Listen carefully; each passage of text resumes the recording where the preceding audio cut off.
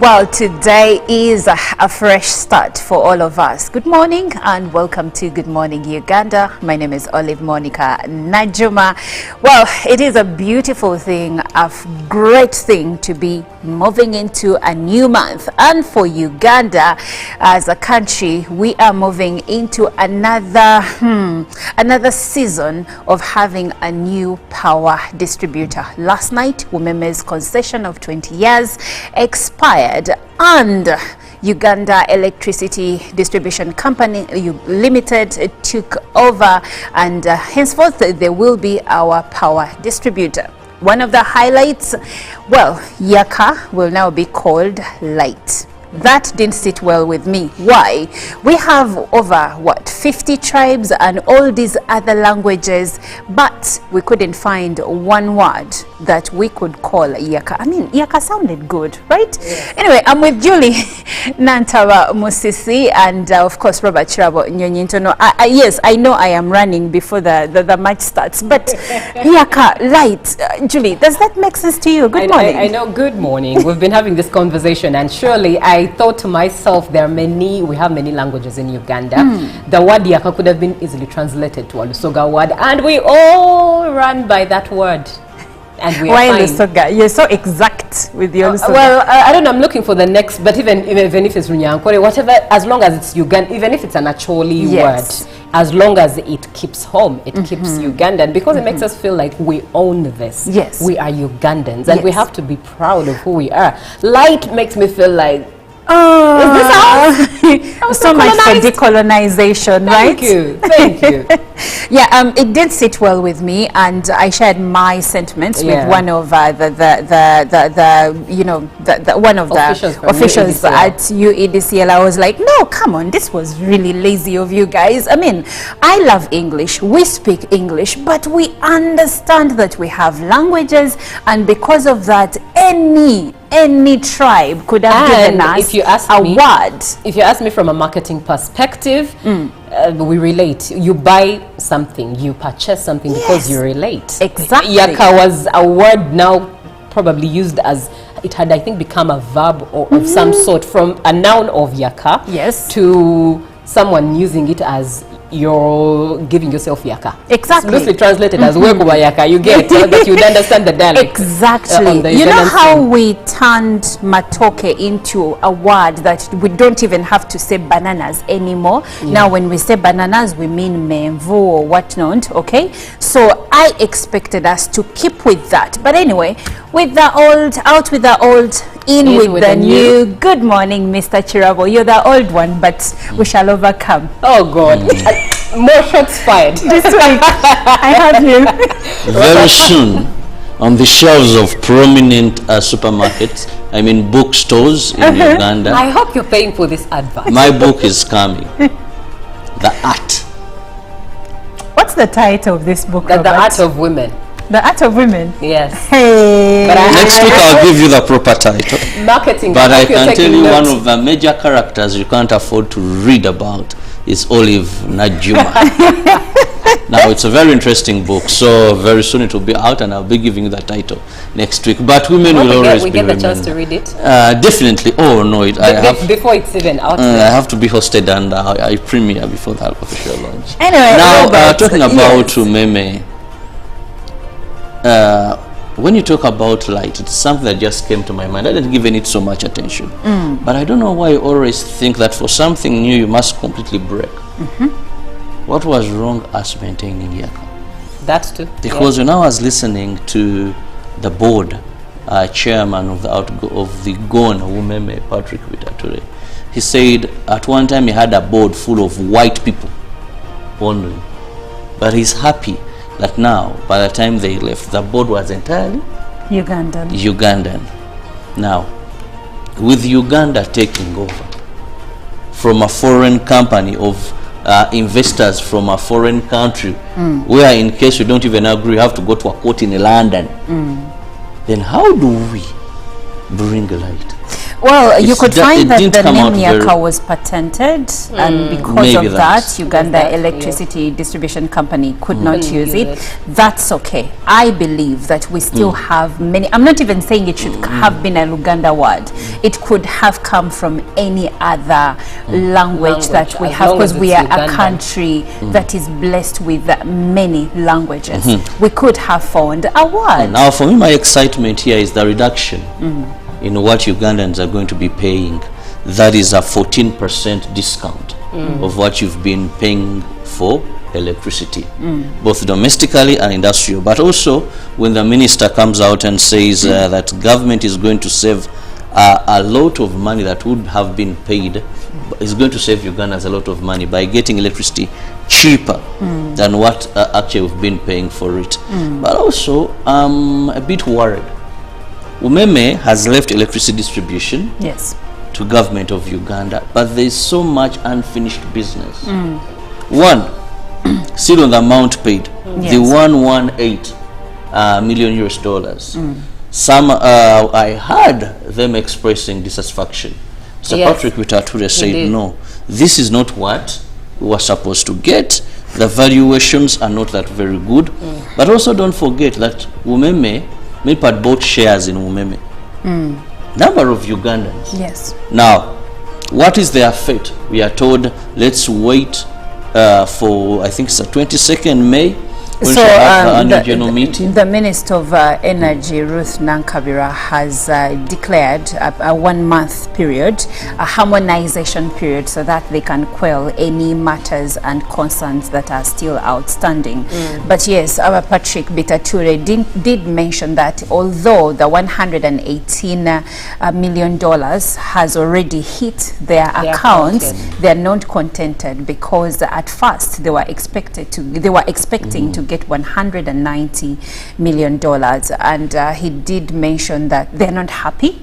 So we wait and see Litigation what the can happen, harmonization. and if they choose to, Yeah. that is supposed to be done by a court in the United Kingdom.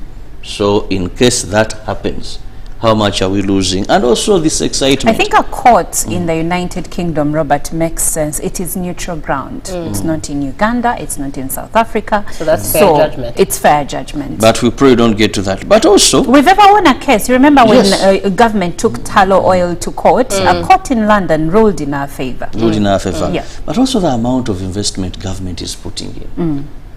Over 50 million US dollars yes. to be bought by, because UDCL needs this money. Now, Umeme has left infrastructure. When I was listening to, I think he was the director of Umeme, talk about the successes achieved. Customers have almost doubled, and indeed they have doubled Yes. to about now 2.2 million customers.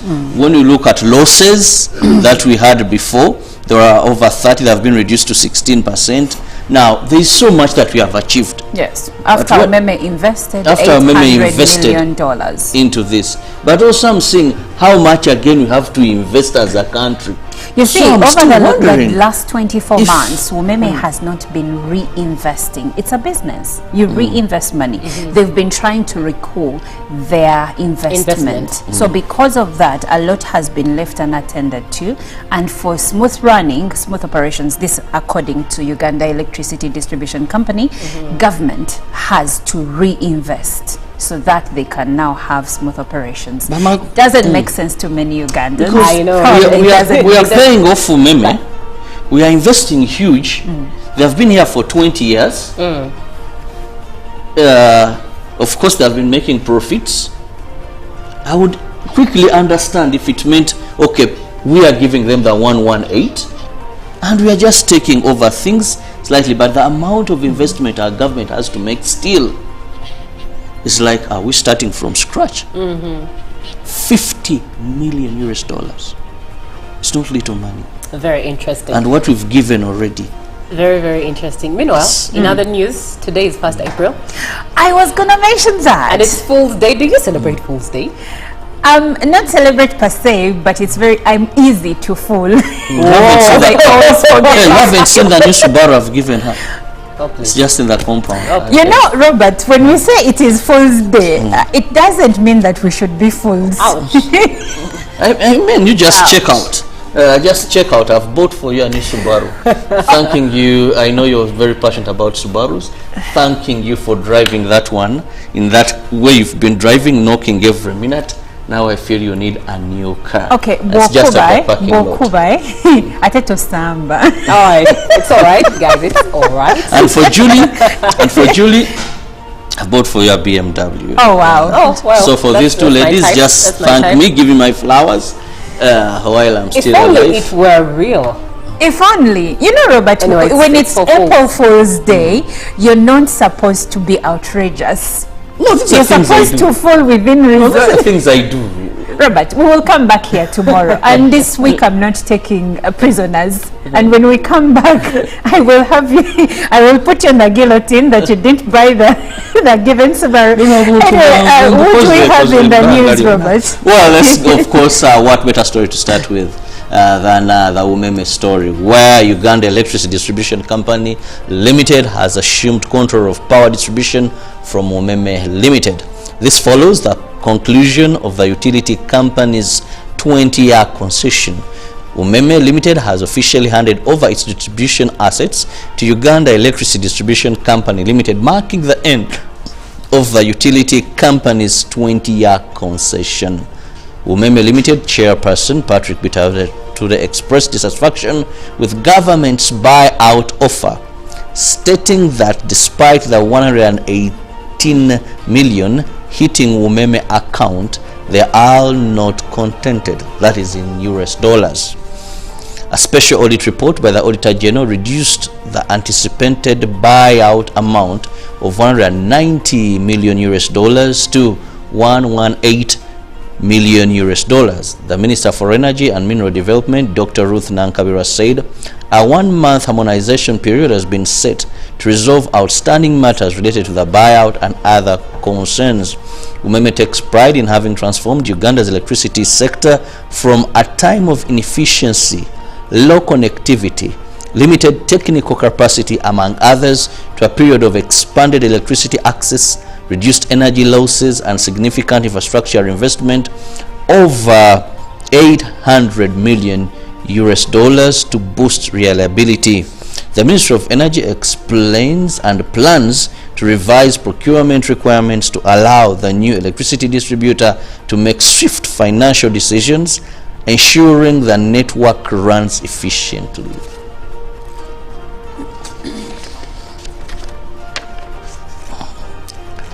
Masindi district has launched construction of a 1.5 billion hospital.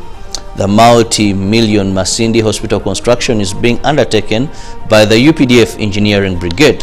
The Western Region Project Manager for UPDF Engineering Brigade, Captain Yunus Ntegeki, confirmed receiving 500 million for the first phase.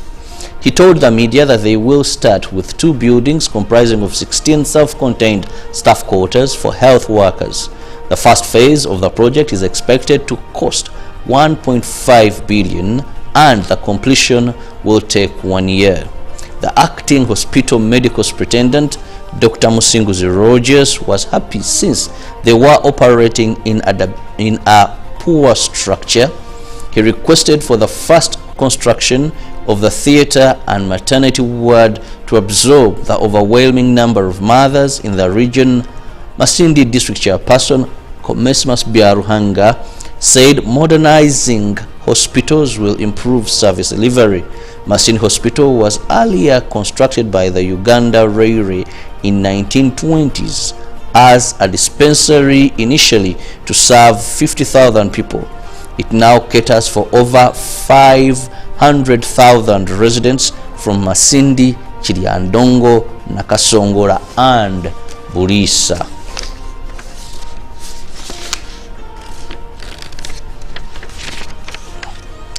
Now to court. The pistol allegedly to have been used in the murder case of businessman Henry Katanga has been shown to court by prosecution witnesses and one Derek Kaswawali. This was during the hearing of the case at High Court Criminal Division in Kampala. Kaswawali told court that the residue which were got from the alleged pistol were connected with the swabs that were gotten from the right hand of the key suspect. Prosecution witness number 11, Derek Kasawali, a firearms examiner and the head of ballistic at the Uganda Police Forces Forensic Department, testified in court. Kasawali told court that on the 3rd and 6th of November 2023, his laboratory received several exhibits that included a black pistol, live ammunition, a projectile and a pistol magazine that were recovered from the master bedroom of the deceased Henry Katanga, which was the scene of crime from Jinja Police Station. Other exhibits included swabs which were got from the right hand of the accused Mole Katanga, swabs from her late husband Henry Katanga, gunshots, wounds, and swabs from the black pistol. Kasawali told court that he examined the exhibits. The gunshot residue from the pistol were detected on Molly Katanga Kitenji free dress recovered from the master bedroom, her right hand, their daughter's dress, and the late Katanga's gun entry wounds on his left ear. Now, that brings us to the end of our local stories. Now, looking at international news, the Trump administration has deported 17 more alleged gang members to El Salvador, the U.S. State Department has said, despite legal battles over removing people to the Central American country's Supermax prison. U.S. Secretary of State Marco Rubio said the group included members of the Tren de Aragua and MS-13 gangs. Salvadoran government officials told media houses they included a mix of Venezuelans and Salvadorans. Earlier last month, a court ordered a halt to deportations carried out under the Alien Enemies Act, a 1798 law previously used only in wartime. However, U.S. media citing administration sources reported that the recent deportations were made under in a statement, Rubio said the group included murderers and rapists but did not provide names or details of the alleged crimes or of any convictions. In a post on X, El Salvador President Nayib Bukele shared a dramatically edited video showing shackled men being loaded off a plane and their heads being shaved before they were put into prison cells. Moving on, about 15 children's backpacks lie torn apart in the rubble. Pink, blue, and orange bags with books spilling out of them.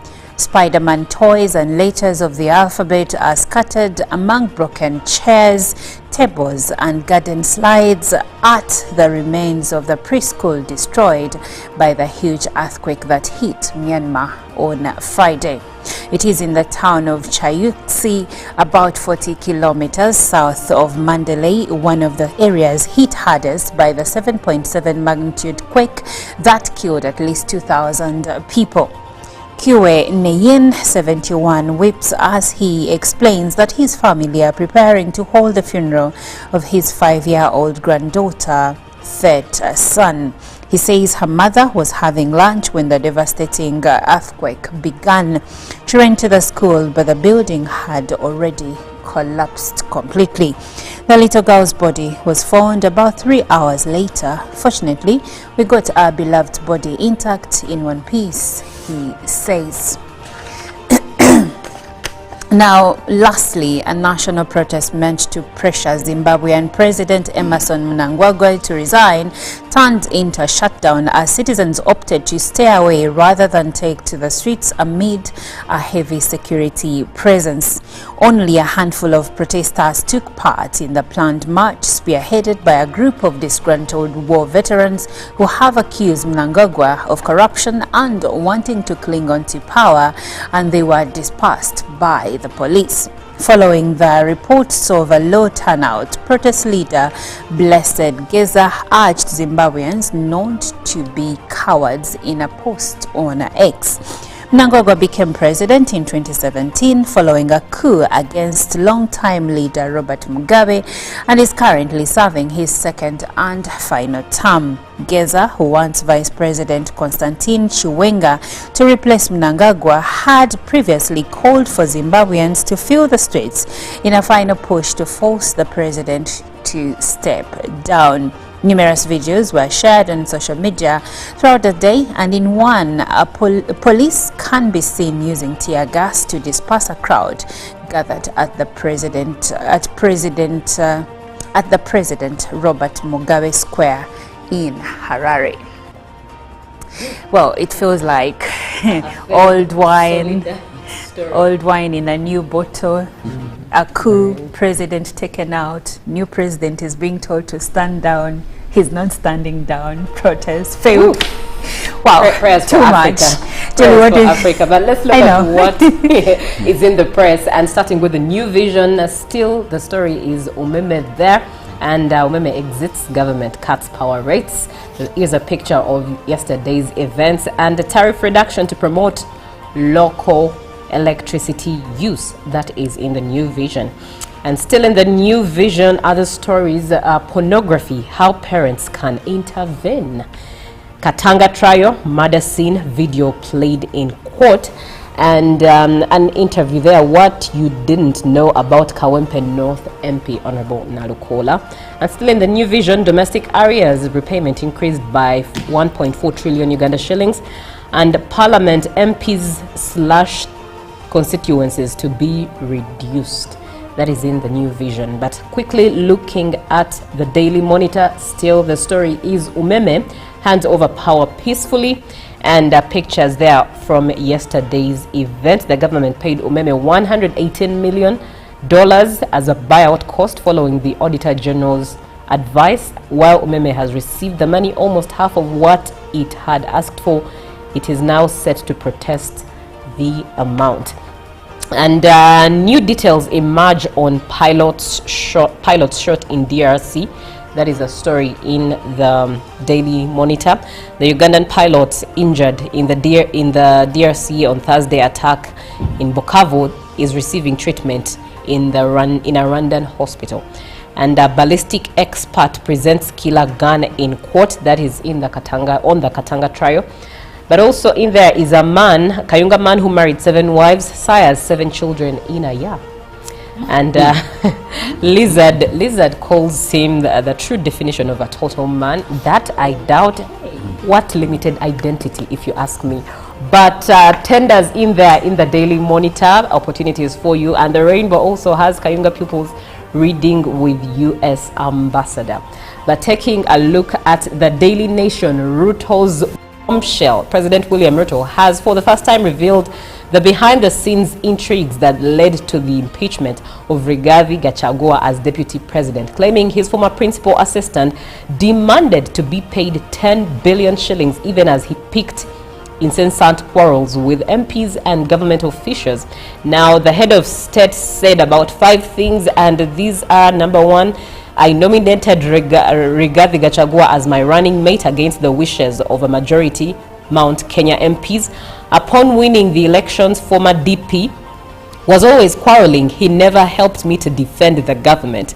He quarreled blogger Dennis Itumbi, my personal assistant, and that is with MPs from Mount Kenya as well. The former DP demanded that all Mount Kenya MPs should kneel before him, or else they would lose their seats. I stopped 2 other plans to oust him. And Gachagua asked for 10 billion, threatening that he would make me one-term president, and I refused the blackmail. Former AG and former public servant cabinet secretary Justin Muturi said he was not competent to do the job. Those are 5 pointers that Ruto decided to drop as to why he left working with Gachagua. But anyways, clerics caution against pay rise for MPs. That is in the Daily Nation, but also in the Daily Nation, a story of a mother the day I almost gave up on my son, a mother's darkest hour before dawn.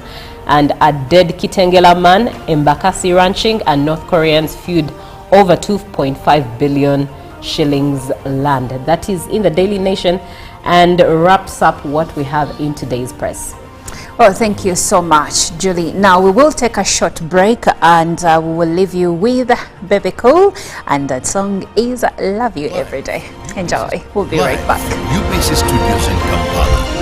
This is Good Morning From yesterday's event, the government paid Umeme $118 million as a buyout cost following the Auditor General's advice. While Umeme has received the money, almost half of what it had asked for, it is now set to protest the amount. And new details emerge on pilots shot in DRC. That is a story in the Daily Monitor. The Ugandan pilot injured in the DRC on Thursday attack in Bukavu is receiving treatment in a Rwandan hospital. And a ballistic expert presents killer gun in court. That is in the Katanga trial. But also in there is a man, Kayunga man, who married 7 wives, sires 7 children in a year. And Lizard calls him the true definition of a total man. That I doubt. What limited identity, if you ask me. But tenders in there in the Daily Monitor, opportunities for you. And the Rainbow also has Kayunga pupils reading with U.S. Ambassador.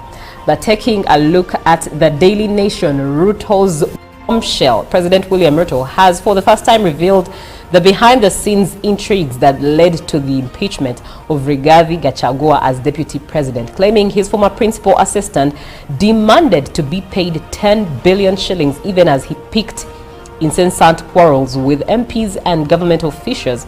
Now, the head of state said about 5 things, and these are: number 1, I nominated Rigathi Gachagua as my running mate against the wishes of a majority Mount Kenya MPs. Upon winning the elections, former DP was always quarreling. He never helped me to defend the government.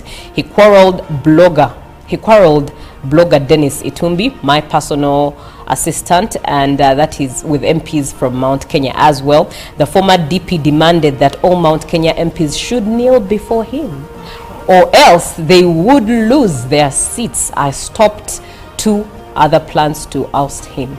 And Gachagua asked for 10 billion, threatening that he would make me one-term president, and I refused the blackmail.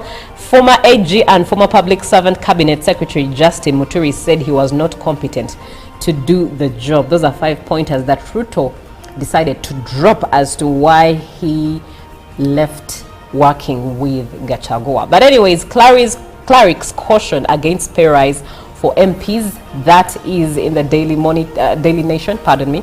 But also in the Daily Nation, a story of a mother, the day I almost gave up on my son, a mother's darkest hour before dawn. And a dead Kitengela man, Embakasi ranching, and North Koreans feud over 2.5 billion shillings land. That is in the Daily Nation and wraps up what we have in today's press. Well, thank you so much, Julie. Now we will take a short break and we will leave you with Baby. From yesterday's event, the government paid Umeme $118 million as a buyout cost following the Auditor General's advice. While Umeme has received the money, almost half of what it had asked for, it is now set to protest the amount. And new details emerge on pilots shot in DRC. That is a story in the Daily Monitor. The Ugandan pilot injured in the DRC on Thursday attack in Bukavu is receiving treatment in a Rwandan hospital. And a ballistic expert presents killer gun in court. That is in the Katanga trial. But also in there is a man, Kayunga man, who married 7 wives, sires 7 children in a year. And Lizard calls him the true definition of a total man. That I doubt. What limited. Pick of the day on UBC.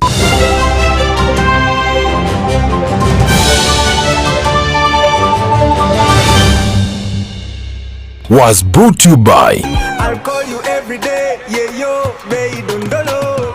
can now get all the chibuzi out with MTN voice bundles. Call all networks. Kubei Dondoro. Buy a 25-minute voice bundle for only 1,000 or buy any daily voice bundle of your choice. Dial *100 *21 hash and select daily or use the My MTN app. When we talk together, we are unstoppable.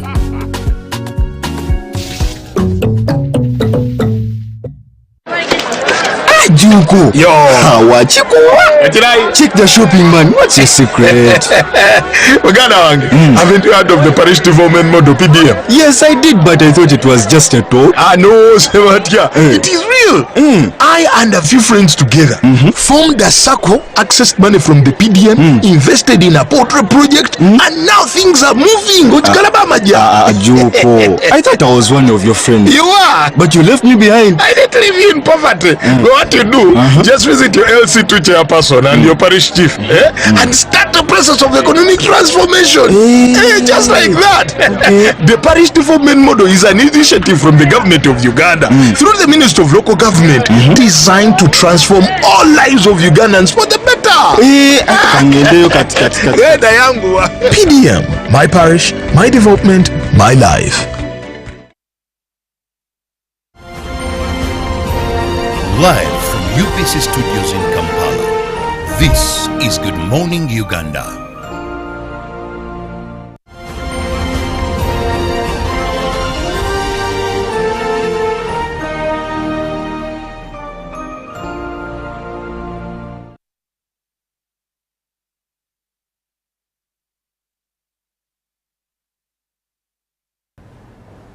Well, thank you for joining us. This is our newsreel. My name is Olive Monica Najuma, and I am with Julie Nantaba Mosisi, with Chirabo Robert Nyonyintono.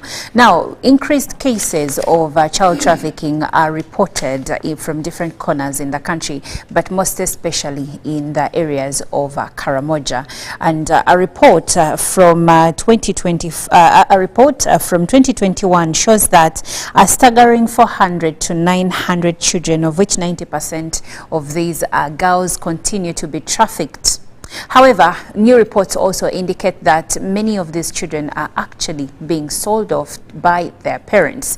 New reports also by Panamit indicate that these children are being trafficked by their parents to Kenya. But also we have different cases of child trafficking from Karamoja sub-region to the streets of Kampala. So who is the main perpetrator, or who are the perpetrator? Who is gaining from the trade of trafficking children, and what has the government done to curb this evil? And is there any initiative being done to ensure that, one, children are protected, parents are sensitized, and that we do not see street children on the roads because they are victims of child trafficking? So many questions. We aim to answer some of those during this newsreel, because we will be sharing different individual perspectives. So be a part of the conversation. You can join this conversation on WhatsApp number 0709 602 592.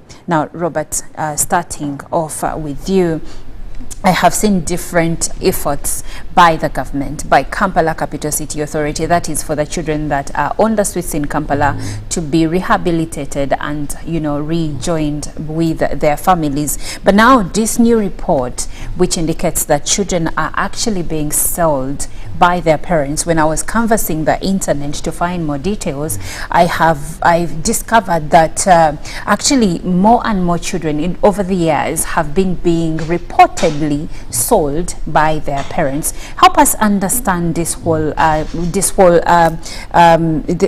situation. Paint a picture for us. Well, thank you, Olive. First, I must say we've all sinned and fallen short of God's glory because we've become complacent. Now it is okay for me to be driving, Olive driving, or anybody walking, and you see a street child. It is normal. It rained, it flooded, but it is normal. One would say, it is normal. Yes. We've accepted they are there, they will increase. For a person to be driving and just put up the windows, Or you throw a coin or you throw a and coin. move on. We've accepted. Yes. And you see, for any mess to begin is when you become complacent, is when you take it normal.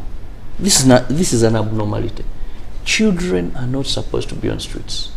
You're driving yours to school, they are smiling with some Karamajong kid waving out, you're in jam outside there, and you're okay. Our members of parliament, there is so much you bring on the table, and you're okay. They're street kids, no one wants to know. You're forgetting there's a generation coming. When those children who have no future, who don't see what is next, over increase in number, no amount of force will bring them to order, because they have grown up suffering. They are not learned. So it's a time bomb. And if we don't focus on it, I wanted to start with that. It's a time bomb. When riots happen, the most dangerous people in some of these countries are those children who don't know what a home is, who've not seen a father, who've not seen a mother's hand to shape them, who've not gone to school, who have lived in any situation, so they fear nothing at all. Life has been a prison already to them. Now, going back to why are we seeing this increase, and to be more particular, why in a park? Now, no parent, I must say, would want to do away with their children, but no parent would want to see their child die of hunger because they have nothing to feed them. When we look at Karamoja, I happen to have been in Karamoja for about 2 months, and NUSAF 2, under the office of the Prime Minister. I was part of a group of journalists who were taken in Karamoja to assess the impact of NUSAF. Now, I toured a number of districts that make up northern Uganda. But when you look at some of these areas, government has tried some effort, but some of these areas are hardly hit by drought. And when rain comes, Olive, it also comes in huge amounts that still cultivation becomes a problem. Now, a number of these were depending on cows.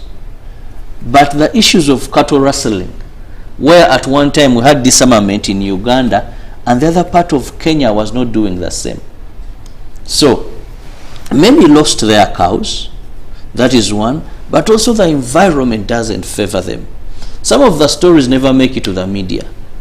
But in my life, I had never seen people living on leaves. So many of these children, their parents lack even what to feed them. That is one. The poverty, the high levels of poverty. Now, poverty where in some districts a person can grow cassava and know that they'll smash that and have something to give. A person can grow something.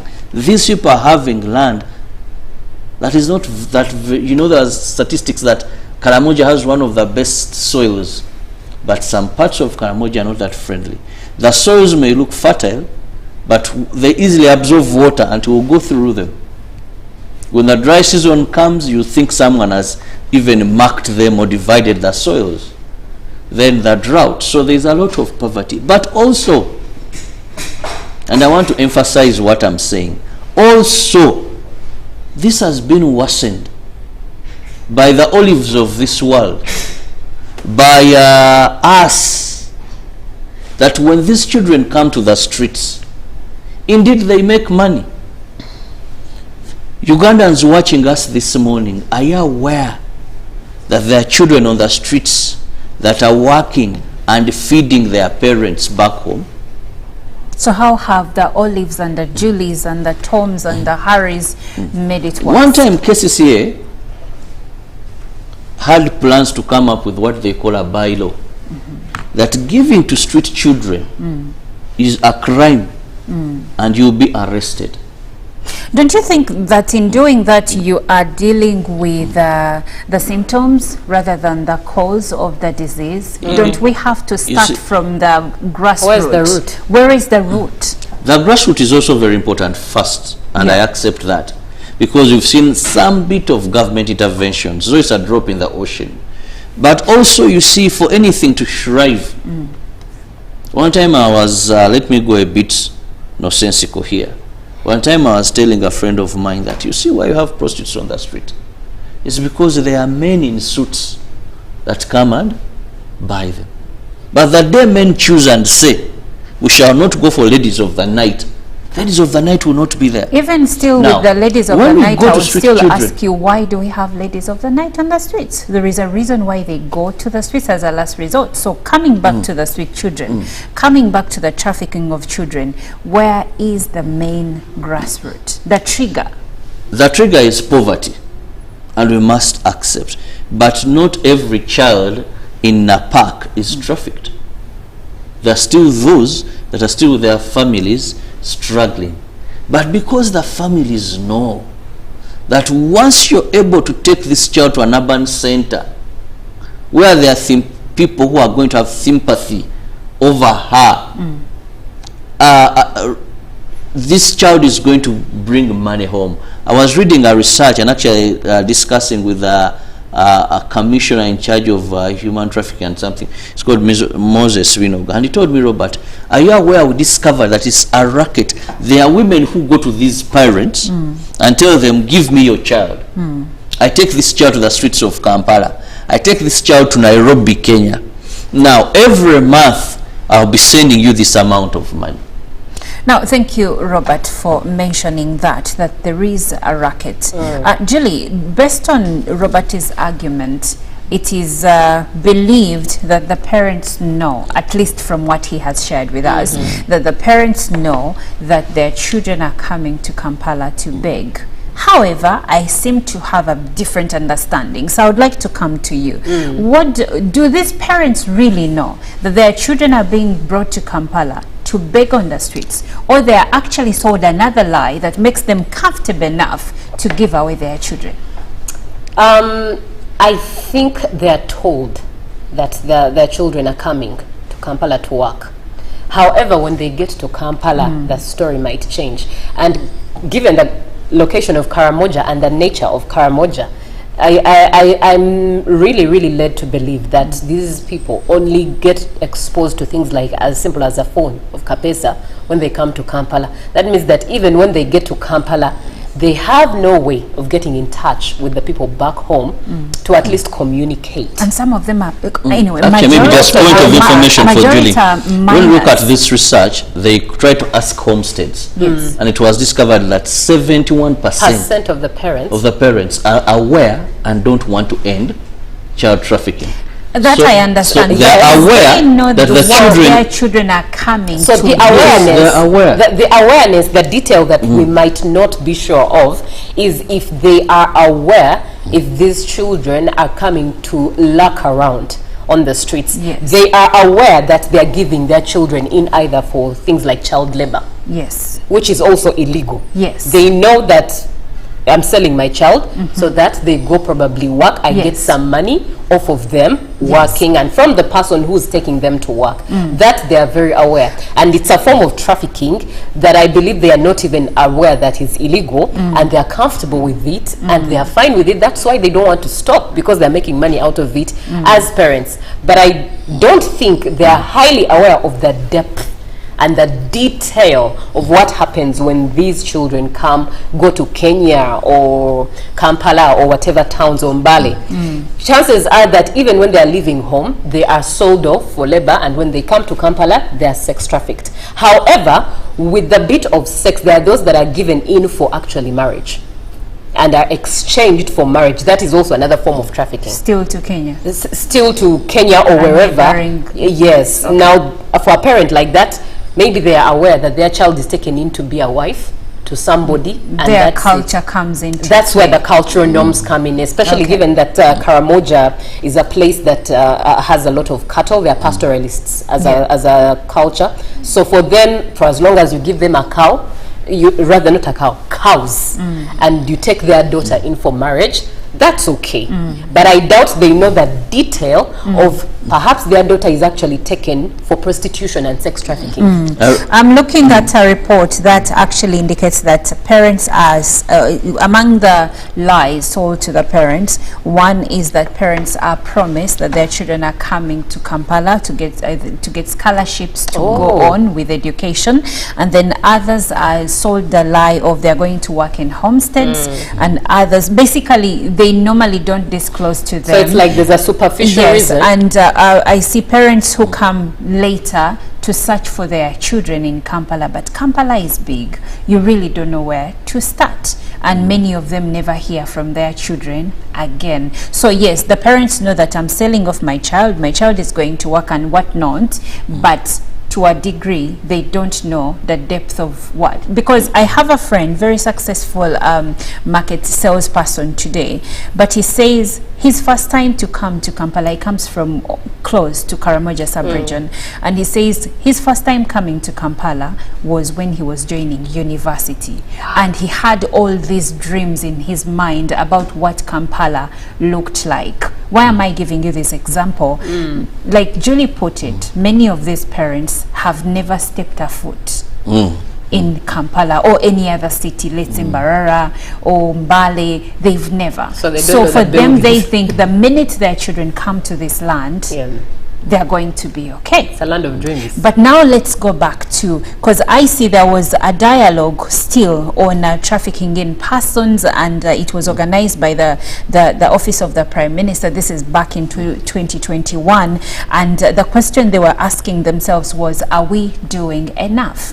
So we have looked at the fact that there are rackets. I've seen investigative pieces by different media houses where sometimes it is the children that are even approached and they run away from home because they've been promised a brilliant future in Kampala. But now that we know there is a racket, we know that there are people behind this. KCCA keeps saying that we take these children off the streets, but then some people bring them back. Yes. What is being done to ensure that these rackets are brought to book, to ensure that these children are reunited with their families, and that we do not have a spillover that they will come back? And you know, when you say that, Olive, you remind me of a law where that the public was stopped from helping these children, and I wonder how effective that would have been. That's the bylaw Robert was talking about. Yeah, I wonder how effective it would have been if the route of who brings them, who sustains them, who keeps them on the streets is not dealt with, because whether we give them money or not, for some reason they're still on the streets. Exactly. That's hence the question I'm asking Robert.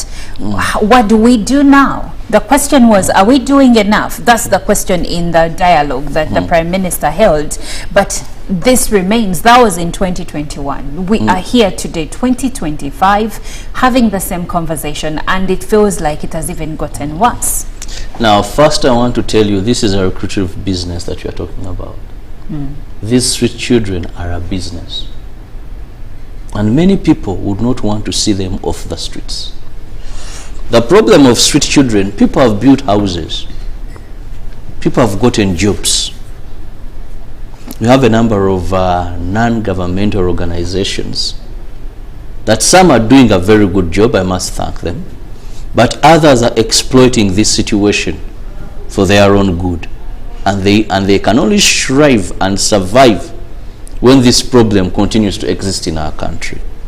Are we doing enough? I want to say the answer is no. We are not doing enough as a people. We are not doing enough as government. We are not doing enough as leaders. First, let's look at the source of this problem.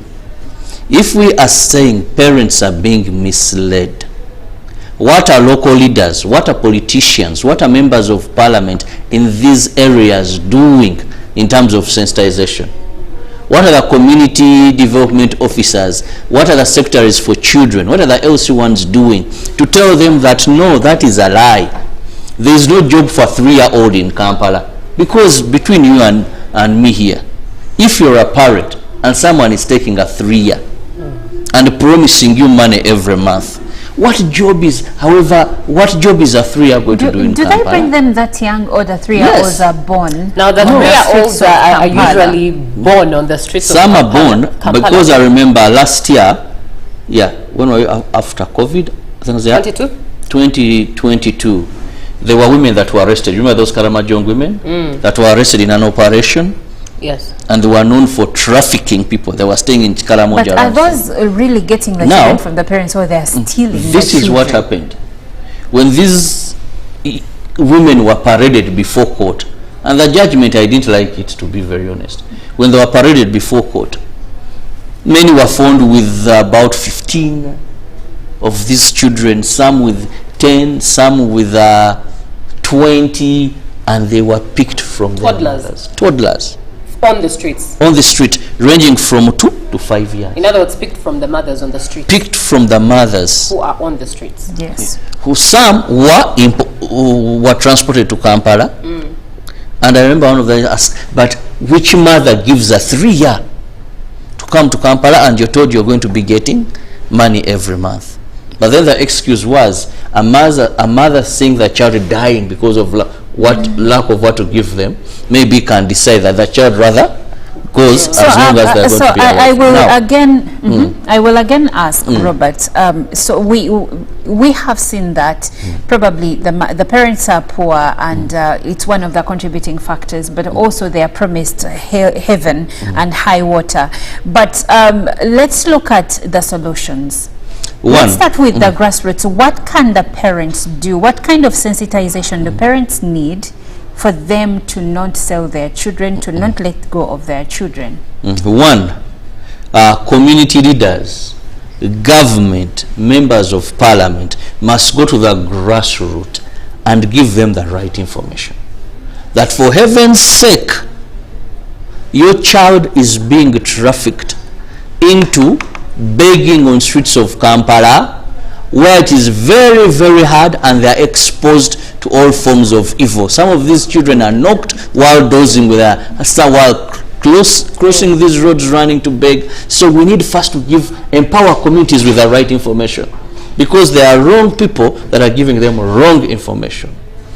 Two, we need to ensure that this racket of trafficking, these buses coming from these areas, how do we have intentional ways of asking, if you are a woman with 10 children at this age, are you a mother? Where are you taking them? When you travel on highways, there are normally checkpoints. Yes. How do they? I feel like there is a lot of people involved in this, because including the law enforcement. Exactly. Yes. How do you have a on bus? highways there are checkpoints. Where are you taking these children? For what purpose? You know? Now, Julie, okay. Then, we know where these children reside. I told you it's a big business. When you go to these slums, someone builds a funny structure like this. Each child to sleep there pays 200, 300, 500. We have this information. Go grab the owners tell us. Of the shacks. How do these children, where do they work? Lastly, us who are giving, as long as there is a giver on the street, and these children know that the moment I wake up, I go, I sit, there's someone going to give me money, they will continue coming to the streets. If you make the streets unfriendly, they will look for alternative ways. But because the streets are very friendly, they'll continue coming in. Very interesting. But to add to that, I think the other thing should be economic empowerment. And for me, I think the government should actually be intentional on this. Karamoja might be dry, but something can be done. If a single entity like Pastor Robert Kayanja, who usually has projects in Karamoja, if a single entity can do something, however small, can do something to empower the community to see that there's some sort of farming despite the dryness of the land, something is going on. That means the government... Actually, Julie, that is mindset change. Karamajong should understand that pastoralism, living on a cow, came to an end long time ago. Yes. You must find something else to substitute or to add on what the cow gives. Yes. This issue of thinking we are pastoralists, for us, we depend on blood for the cow, milk for the cow to survive. You must now go into mindset change. So even in the empowerment, as they help them to have mindset change, it should be taken with tougher measures for them to understand that, okay, there's no option aside from us becoming better, from us looking at other avenues aside from cows, for us to look at maybe crop growing or, you know, with avenues, to embrace avenues such as those. Now, and in the long run, they'll be able to support themselves. Okay.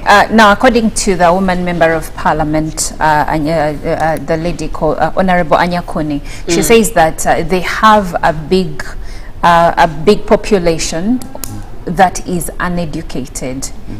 People within the ages of 18 to 30 are not educated. So, and she said that if only government could provide compulsory free education for all Karamojong children for at least 10 years. By the time 10 years are done, it's almost unlikely for these children to be trafficked off to come and, you know, be employed as domestic, or rather as child laborers. So, in your perspective, what do you think is the contribution of education in curbing this vice of child trafficking? Education, by all means, is a place of light bulb moments.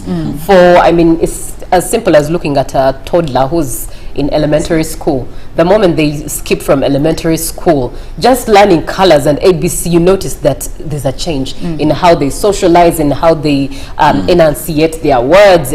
Just that is enough to show you that even a Karamojong who's kept in school for 10 years, it helps that 10-year period will help them think different from someone who hasn't looked at a blackboard. And this is not to say that going to school and looking at blackboards is a place that brings education. No, but it's a place that starts the enlightenment of someone. And as time goes on, you just never know what they can say no to. If you educate them, then have all these empowerment programs and projects, different projects all over the place in Karamoja.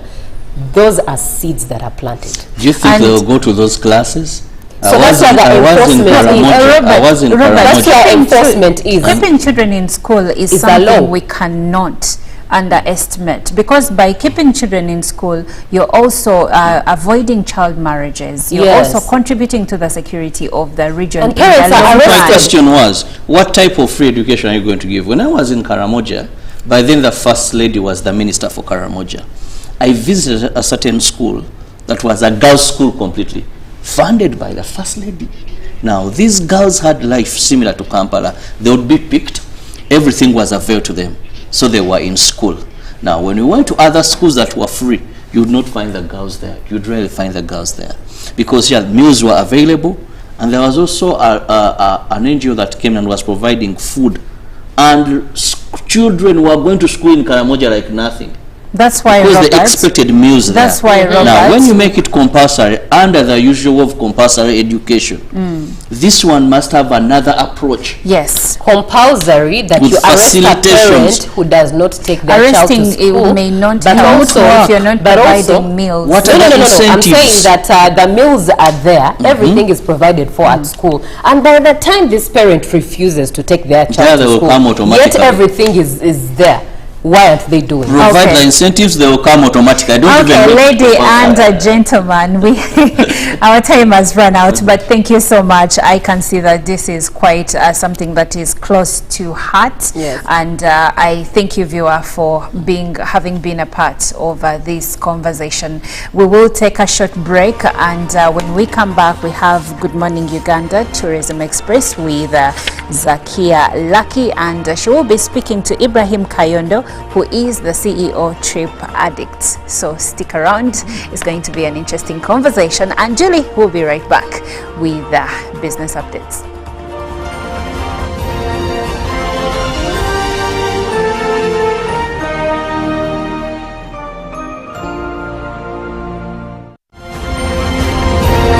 Live from UPC Studios in Kampala, this is Good Morning Uganda.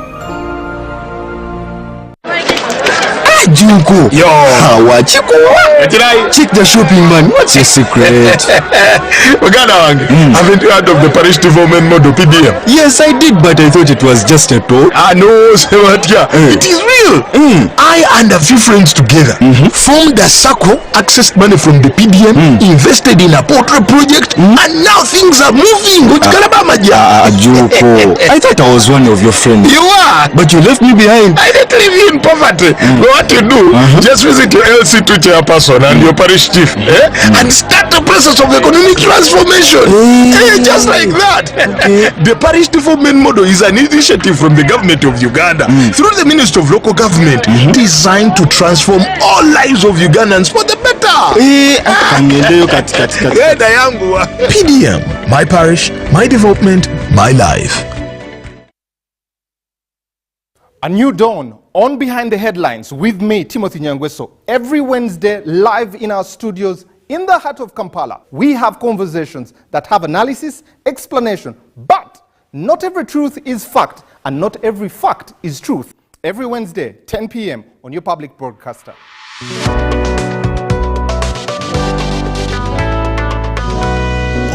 on your public broadcaster, UBC, inspiring Uganda.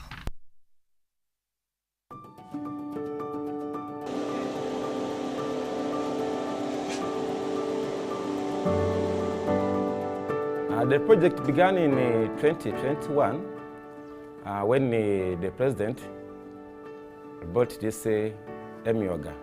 The circle, it has 435 members with 23 associations. When you move in the community right now, mothers, they have done a lot because they have saved and they have got money, they are educating their children. There is a difference right now before when IMEG was introduced. For example, there is another association which saved their money. They bought a milling machine. They are earning money. Every day they are getting something for a living. They are not suffering. They are doing well. We have another association, now younger single mothers. Those girls, they dropped out of school because of that process of COVID. They end up getting pregnant. So when you try to move around, educate them, form associations so that they also benefit from this project, we got those girls. Now those girls, after teaching them, they picked an interest. When they picked an interest, we told them to begin saving. So when they saved like 1.3 something. They got their 4 million. They went and they bought an oven. They began producing cakes. They supplied them to schools. They make cookies. They supply to schools. They cleared the loan, and even right now, they have saved. They have their 3 million on the account as I speak. I'm very grateful for the program of Imyoga, which was brought up by the president. It has really changed my life. Actually, I'm this girl who thought my life, maybe my future has ended there. Actually, I'd lost hope in everything. I was not earning, I was having a child, I was not getting enough just washing clothes for people like that. So they combined us together as young girls and we made a group of 30 people together. We didn't have any knowledge about Imyoga until they had to sensitize us about what Imyoga means. So we bought the idea and we also joined the circle under Imyoga.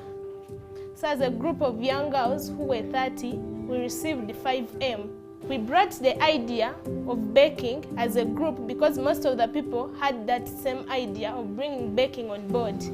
So we had to get a trainer who had to take us in that process of baking. We started making cakes, we started making daddies, snacks, and we started selling them. So we started with a small business of making like cakes for 500, these small ones.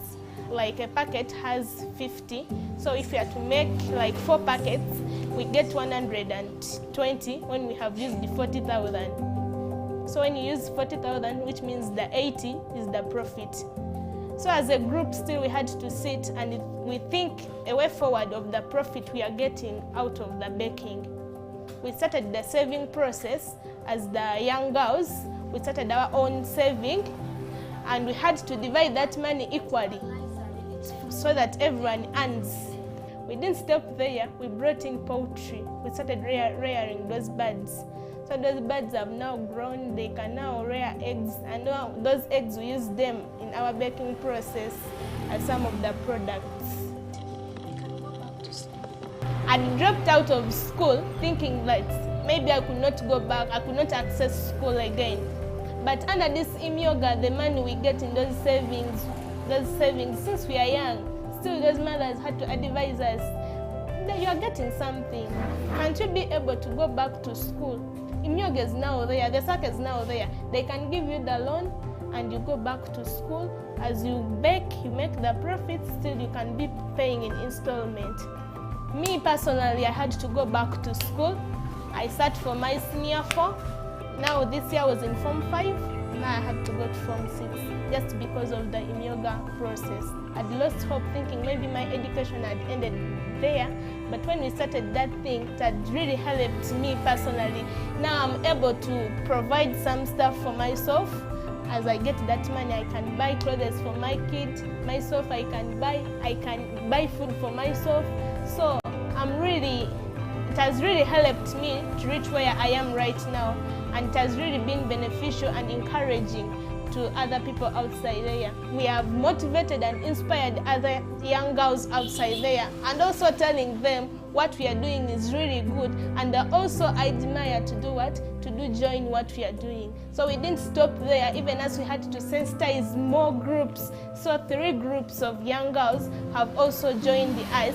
So we have 4 groups, and each group having 30, 30, 30. So that's a total of 120 girls.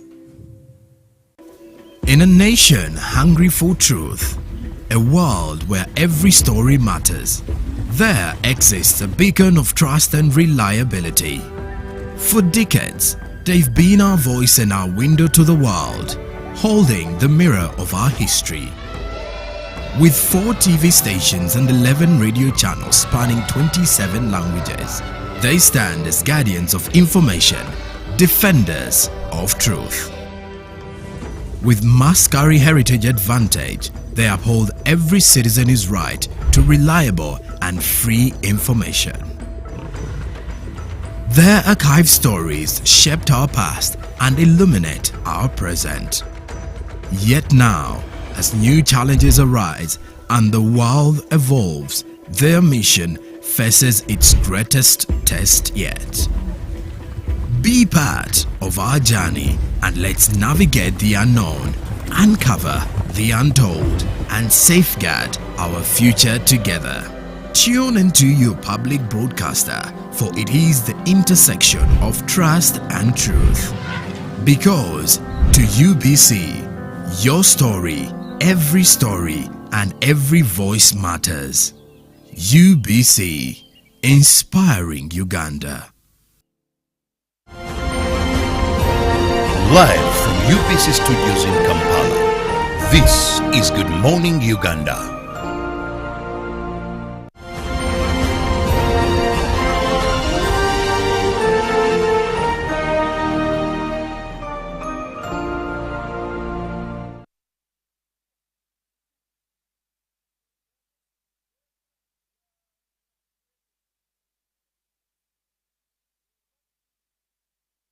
A new dawn on Behind the Headlines with me, Timothy Nyangweso. Every Wednesday, live in our studios in the heart of Kampala. We have conversations that have analysis, explanation, but not every truth is fact, and not every fact is truth. Every Wednesday, 10 p.m. on your public broadcaster.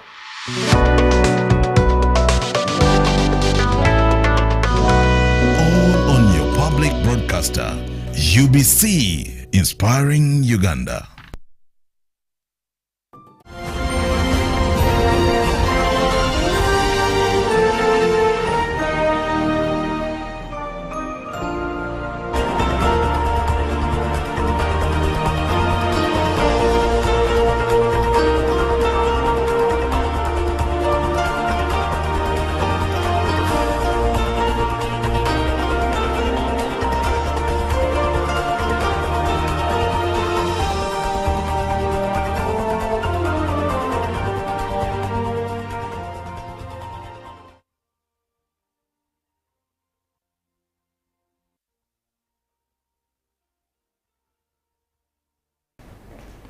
Well, good morning, Uganda. Time for JMU Business. My name is Julie Nantaba Musisi, and starting off with matters, UBOS, Uganda Bureau of Statistics, that is, has released the end of March Consumer Price Index, where the annual inflation, for the 12 months to March 2025 is 3.4%, compared to 3.7% registered in the year ended February 2025. Now, Uganda Bureau of Statistics says that for the month of February 2025, the monthly headline inflation increased by only 0.2% from 0.6%, attributed to an increase in the monthly core inflation by 0.1% in March 2025. The slowdown in monthly headline inflation registered at 0.2% is largely attributed to the annual core inflation of food crops and related items, energy, fuel, and utilities. Monthly energy, fuel, and utilities decreased by 0.3% in March 2025 from the 0.4% drop registered in February 2025. The analysis by geographical areas and income groups revealed that Kampala registered the highest inflation at 4.3%, followed by Masaka at 4.1%, and Mbale registering the least annual inflation at 2.0%. So the public needs to tighten budgets, because the decrease in inflation doesn't necessarily mean the reduction in prices. Now, moving on to matters regarding the alternative budget, the opposition in Parliament blamed the budget indiscipline to corruption and reckless expenditure. Now, while presenting the alternative budget priorities for the financial year 2025-2026, the leader of opposition in Parliament, Joel Senyonyi, said the taxpayers' money is misappropriated with no accountability. The opposition wing stresses prioritizing health and education. In this running financial year, Parliament approved 6.54 trillion shillings supplementary budget. The consultative process by the opposition on the budget priorities for the financial year 2025-2026 gained momentum with the campaign headed by the opposition wing in Parliament. Now, the leader of opposition, Joel Senyonyi, invited some of the political party presidents and members of the civil society to understand the economic outlook for the next financial year, as government revised the budget estimates to 71.9 trillion in the forthcoming financial year, despite members in the opposition citing reckless spending. The leaders of different political parties included NUP President Robert Kyagulanyi, and a section of members in the civil society attended the conference on alternative budget priorities, where curbing corruption remained as emphasized. Government secured 6.54 trillion shillings as supplementary budget in the running financial year 2024-2025, increasing the budget approved from 72.136 trillion to 78.676 trillion shillings. The opposition attributed this emerging supplementary to poor planning. Now, areas including poor physical planning and uncollected poor waste management remained challenges that needed to be addressed, and members in the opposition want government to revise their priorities. Now, lastly, looking at matters, Umeme Company Limited expressed optimism about the future despite the expiry of power distribution mandate in Uganda. In an exclusive interview with UBC, Umeme Board Chairperson Patrick Bitature emphasized the importance of government support for the new power distributor to meet the rapidly growing power demand and address challenges posed by an aging distribution network. Now, reflecting on Umeme's 20-year legacy, Patrick Bitature expressed pride in the utility company's achievements, which have elevated the brand beyond borders. Now, as the assets are handed over to UEDCL, Bitature urged the government to adopt significant operational changes to effectively manage the inherited infrastructure and serve the millions of customers on the grid. Regarding the buyout amount, which has already been deposited into Umeme's account, Bitature expressed disappointment there, and he also highlighted the unresolved issue of over 500 billion Uganda shillings owed to the electricity transmission company. Now, let's look at matters forex rates, and looking at what we have today as of 31st March 2025, the US dollar was buying at 3,657.55 and selling at 3,667.55, and by midday it was buying at 3,656.36 with a little bit of value drop there, and selling at 3,666.36, closed in at 3,655.95 and sold at 3,665.95. The pound was at 4,737.38 and selling at 4,750.33. The euro was buying at 3,962.31 and selling at 3,973.15. The Kenyan shilling was buying at 28.27, dropped a bit of value there, and selling at 28.35. And the Tanzanian shilling was buying at 1.37 and selling at 1.38. And the South African rand lastly dropped value to buying at 1,199.36 to selling at 199.90. And that wraps it up for today's business news. We still have more Good Morning Uganda.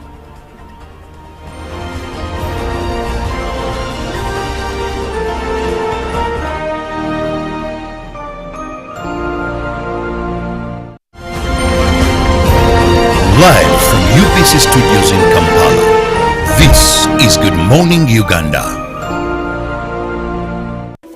In a nation hungry for truth, a world where every story matters, there exists a beacon of trust and reliability. For decades, they've been our voice and our window to the world, holding the mirror of our history. With 4 TV stations and 11 radio channels spanning 27 languages, they stand as guardians of information, defenders of truth. With Mascari Heritage Advantage, they uphold every citizen's right to reliable and free information. Their archived stories shaped our past and illuminate our present. Yet now, as new challenges arise and the world evolves, their mission faces its greatest test yet.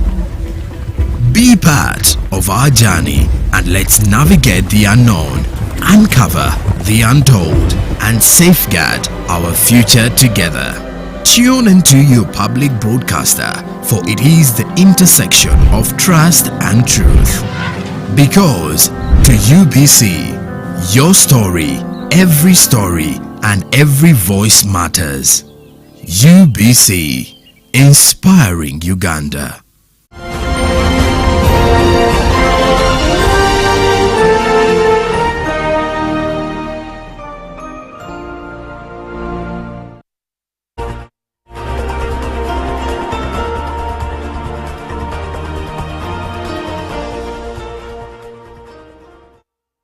It's such a cold morning. I don't know if it's about the new month, but happy new month and happy Fool's Day.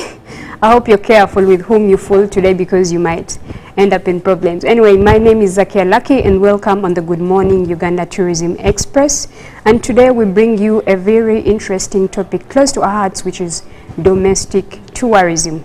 And I'm so thrilled to have a guest with me who is Ibrahim Kayondo, the visionary CEO of Trip Addicts. We're happy to have you on the show, Mr. Ibra. I'm glad to be on the show as well. Thank you, yes.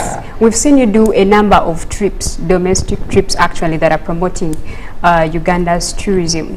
Yeah. But we want to talk about Dore itself. It's one of those places that hasn't been so popular like the rest of the tourist destinations. Yeah. What could be so special about Dore Island? Well, Dore has got a rich culture, the history, then the rocks. there's no place like Dore when it comes to, I don't know, to the rocks appearance. It is very unique. I haven't seen it anywhere in Uganda, and less explored. Very few people have been to Dore, very few, but it's a place, it's very rich. The birds, people who love birds, Dore is very rich in bird watching. So I think it's high time we embraced this island, like Kalangala has been embraced. And to my surprise, Kalangala has got few to offer compared to Dore. So in terms of tourism, I think because Dore is underdeveloped as in terms of infrastructure, and that's frustrating, of course, the development, the tourism in that area, and it is actually a cultural heritage site. You'll be shocked that Dore, that was, I was actually there last month. Yeah, I was there last month with a group of young people to tour, of course, because that's what I do. But the experience I got at Dore is unmatched, very unmatched. I think I can only compare my experience to Dore with Makshon Falls. Wow. So then, talking about all that beauty in Dore Island, why is it unpopular compared to the rest of the tourist attractions or destinations? When you look at the tourism infrastructure, Dore is very lacking. When you look at the transport, first of all, let's talk about the transport itself.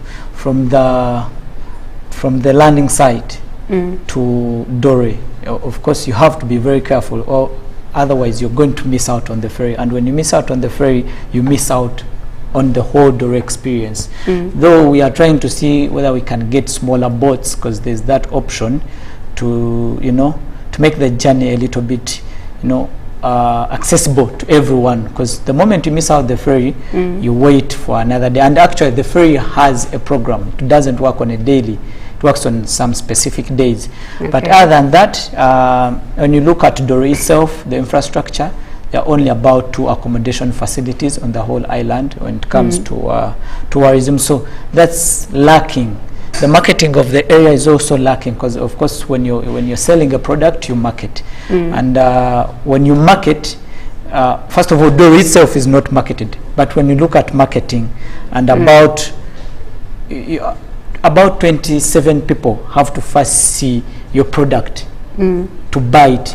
Now social media came around, about 1,000, 2,000 people have to first see your product to buy it into it.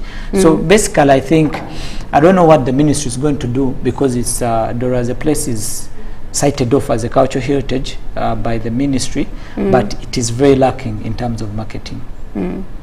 You talked about marketing, and it's nice that people like you have actually come up to introduce people to that place. Yeah. And it is actually nice that you were the same person that introduced me to that place. Anyways, over the years, we've been so much invested in attracting international tourists. But it is of now that we've actually realized the potential in our own people. So what is it that we can tell Ugandans, or how can we entice them to loving and visiting what we have in our own country? Well, Ugandans, if you look at our population, about 75 are young people, and about 60% to 75 still, we call them unemployed. So you have to tap into that market either way, whether you want or not. So we are looking at making these trips really quite affordable for the young people, so that we get those numbers. And as trip addicts and a few colleagues in the industry, we've been working towards that. If you look at how much we charge for Dore for 4 days, it's real affordable. You look at how much we charge for other destinations, let's say Makshon.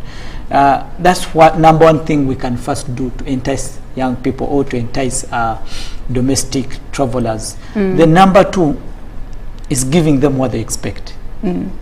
If you look at, you have to compare tourism. However much, yes, the buzz is kind of, you know, nightlife kind of tourism, but you have to compete against the buzz. If you look at the way the bus get to the maximum capacity over the weekends, that's what you need to give to them. People, our stage of tourism hasn't, as domestic travelers, hasn't reached to the point that I will want to go to Makshon. No.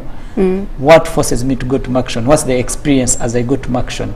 When I looked into that about 5 years ago, that's why I introduced silent disco on the buses. Okay. So that, you know, young people are enticed to have the fun.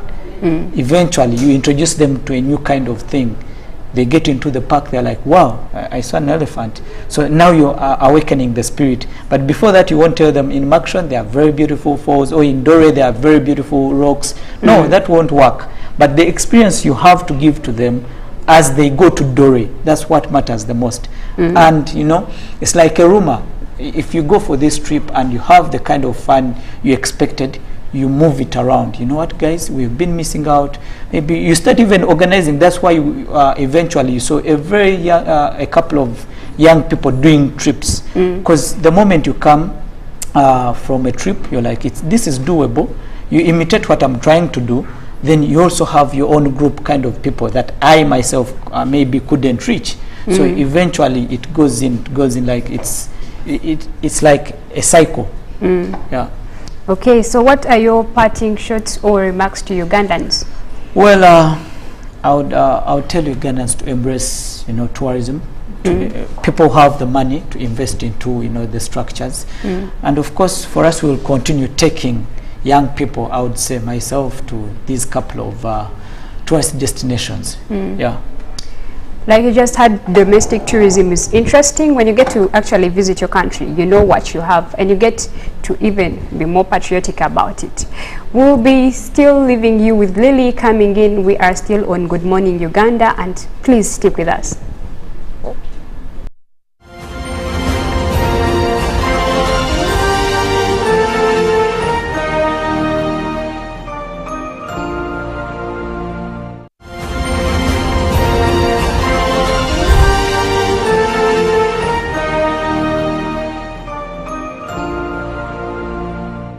Of the day on UBC.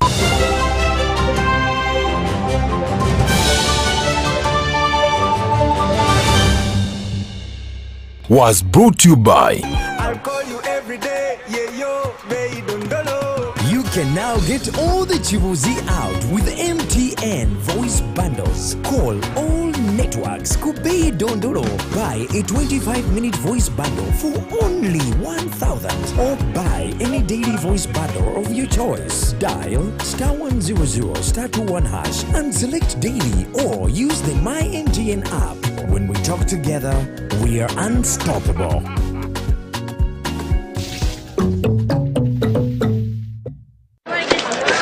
Juko. Yo.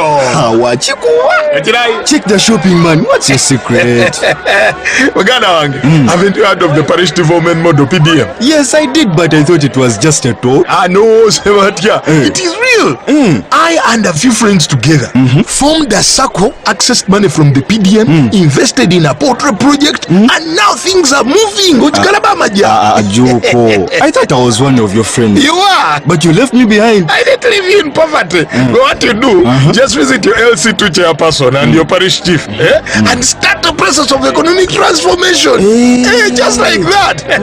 The parish development model is an initiative from the government of Uganda through the Ministry of Local Government, designed to transform all lives of Ugandans for the better.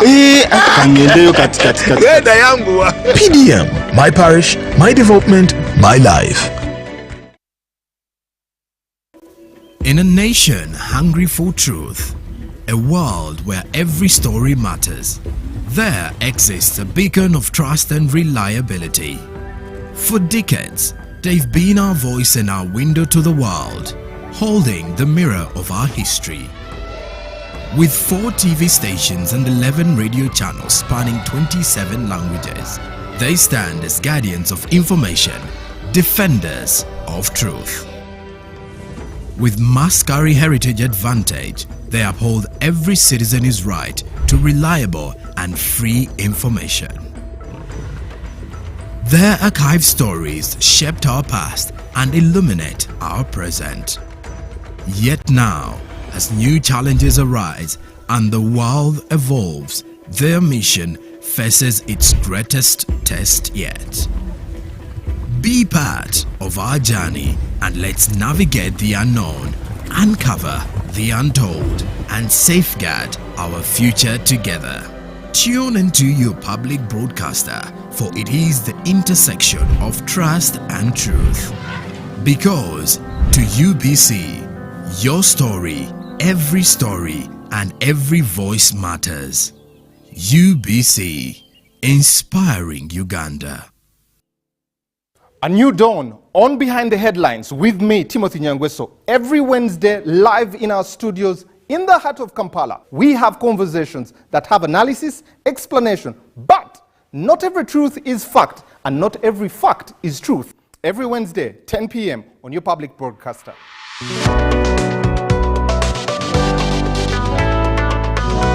All on your public broadcaster. UBC, inspiring Uganda.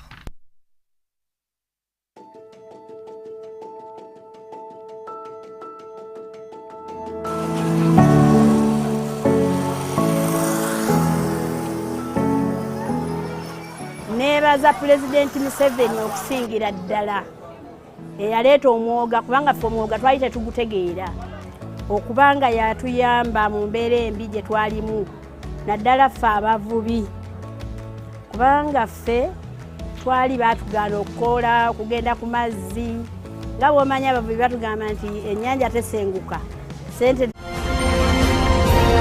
Live from UPC Studios in Kampala. This is Good Morning Uganda.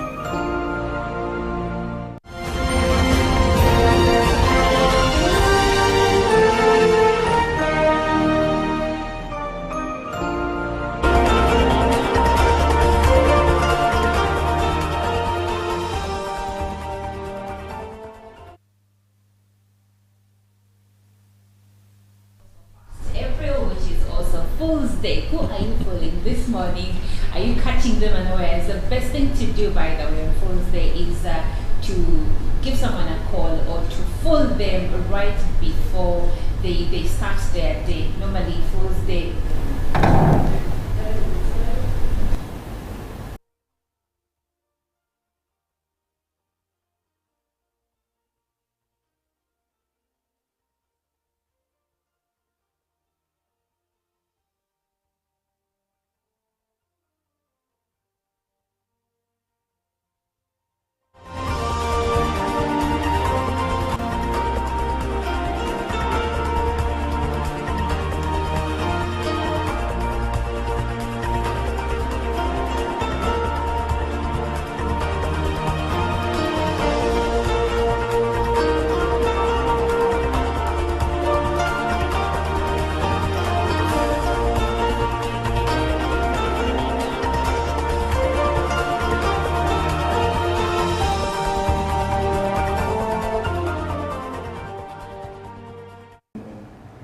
Well, once again, we are here. Good morning, Uganda agenda segment. My name is Olive Monica Najuma. Today is a fresh start. It's a beautiful new month, the 1st of April 2025. 1st April is also April Fool's Day. So who are you fooling today?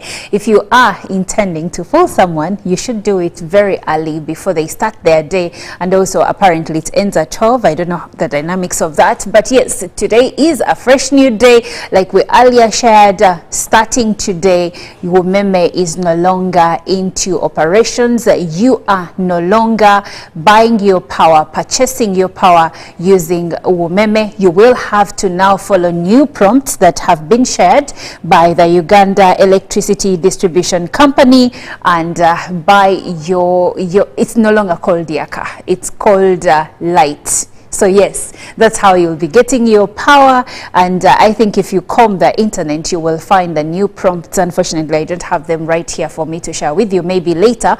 But we are getting into an interesting conversation. Many have been asking the relevance of Uganda's involvement in South Sudan. Many questions are being asked, but very few answers, especially from experts. But today, I'll be speaking to Ambassador Henry Maiga, who will help us understand why is it relevant for Uganda to be in South Sudan, to be involved in what's going on in South Sudan. I've seen some headlines from newspapers like the East African saying that it's the economics that sent Uganda over there. But is that so? And if that, why so? So anyway, let's get into the conversation. Good morning, Ambassador. Morning to you. How are you today? And of course, good morning to Ugandans. And yes, wish them the very best. I understand today is Fool's Day. Yes. But I don't plan to fool anyone. Well, happy new month either way. Happy new month to you too, and also to Ugandans. Okay. Now, Ambassador, let's start from the gist of the matter. Why is it relevant for Uganda to be in South Sudan? Absolutely, because of course we have to look at quite a number of dimensions to understand why we are there. Yes. And those dimensions are in the form of politics or political, they are political, they are socioeconomic, and so on and so forth. But first of all, I think it is important for us to appreciate President Yoweri Museveni's robust way of handling security matters in the region, in the country, first of all, and also in the region as well. Because if he wasn't equal to the job, I'm sure the story would be different, not only in our country, but also in the region. And so because of his security credentials, because of his safe pair of hands, and his foresightedness to see through things, especially when it comes to regional security, political and socioeconomic matters, and then he acts as swiftly as possible. And that's what exactly he did when the confusion erupted so recently in southern Sudan. You know, of course, Ugandans know that they have a coalition government in southern Sudan, which has brought together all shades of political opinion. And therefore, points of departure at any point in time may erupt like they did. And there was that fallout. And Uganda was called upon to intervene and to make sure that the peace continues to reign in that part of the world. Ugandans also know that Southern Sudan is the newest country in the world, having broken away from the mainstream Sudan, and therefore special attention had to be given to that part of the world. So we have to thank President Yoweri Museveni for his foresightedness. And second, also to thank Parliament for approving that measure which was taken by the government of President Yoweri Museveni to make sure that Uganda intervenes and secures the peace that is not only necessary for that country, Southern Sudan for that matter, but also in the region. As you know, Uganda is, Southern Sudan is part of the East African community.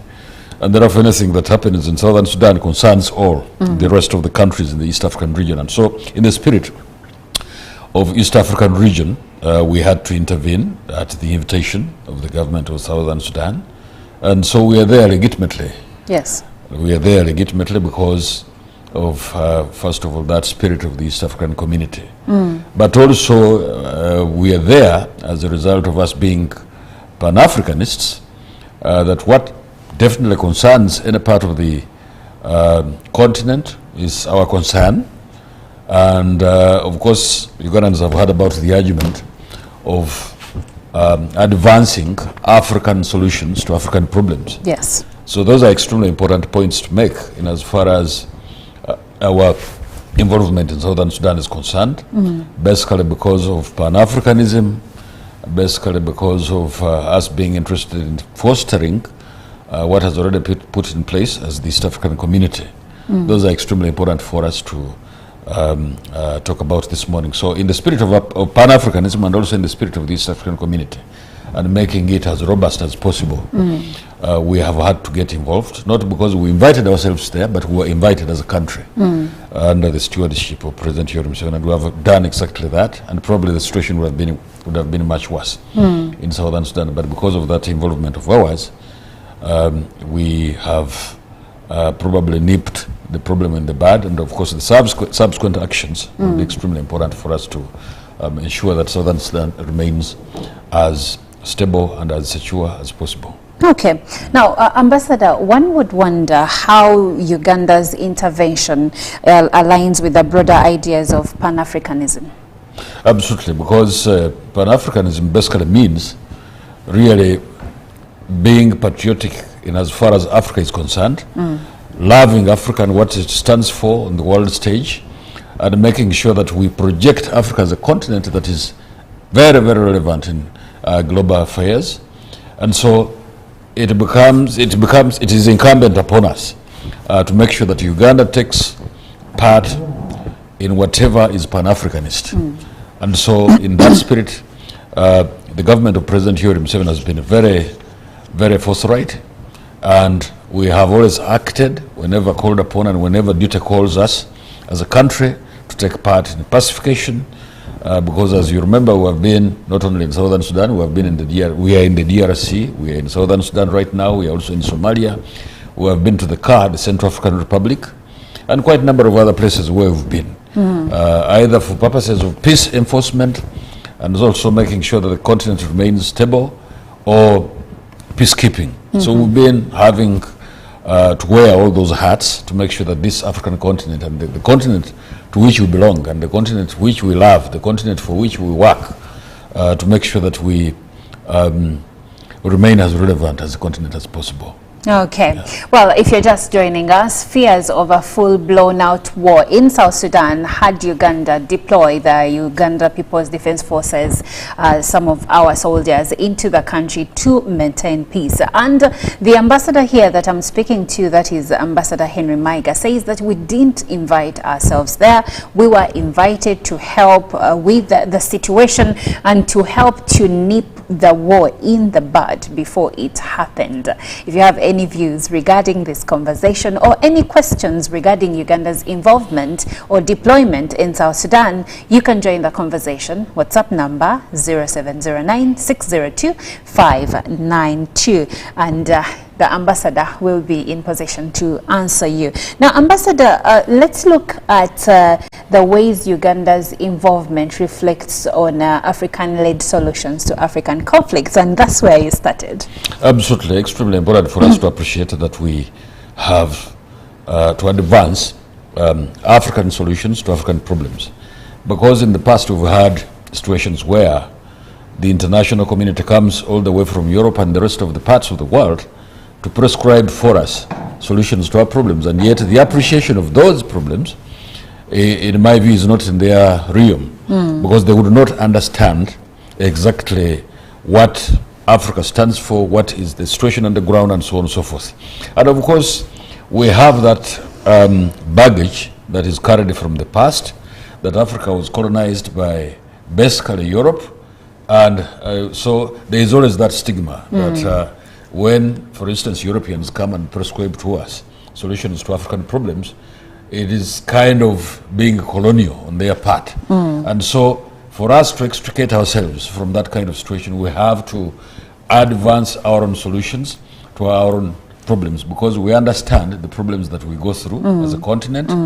And it is in that very spirit that Uganda gets involved in Southern Sudan, Uganda gets involved in Somalia, Uganda gets involved in the DRC, and I've also mentioned the CAR, the Central African Republic, before. And quite a number of other places where we've been. I mean, even in peace talks, for instance, in Burundi, one time President Yoweri Museveni was very key in as far as those peace talks were concerned. And so, in that spirit, in that framework of things, we become real Pan-Africanists who advance answers to the very many questions and problems that we have as a continent.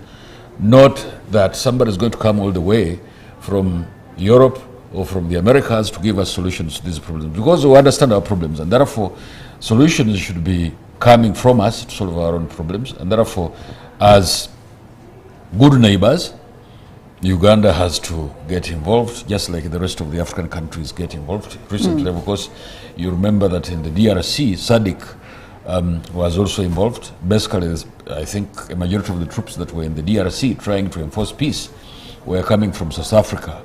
Of course, it is a pity that those troops are being, at the moment, removed or withdrawn from the DRC. I don't know exactly what is going to happen, but for us as Uganda, what we've been doing is that when we go to a place to enforce peace, we really carry out the job to the latter, because that is extremely important for us, to make sure that we become a contributing country to the enforcement of peace on the continent, the keeping of peace on the African continent, extremely important for us as a country.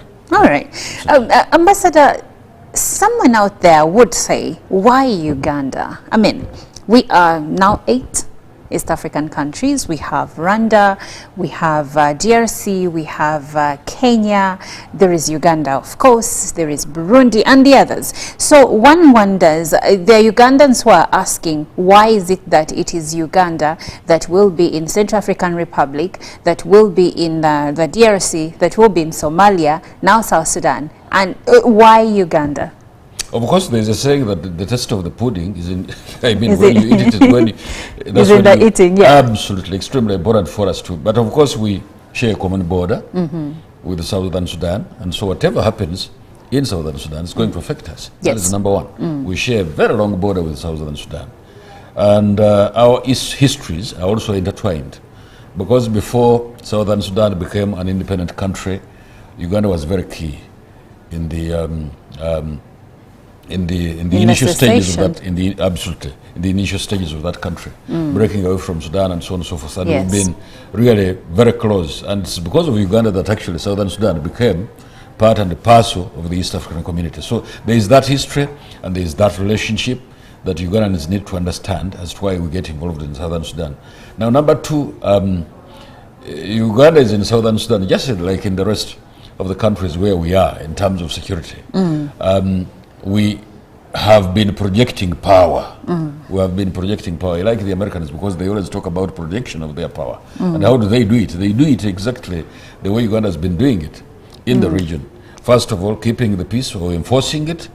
And secondly, also making sure that those countries in which we get involved are as stable as possible. Extremely important for us to appreciate that.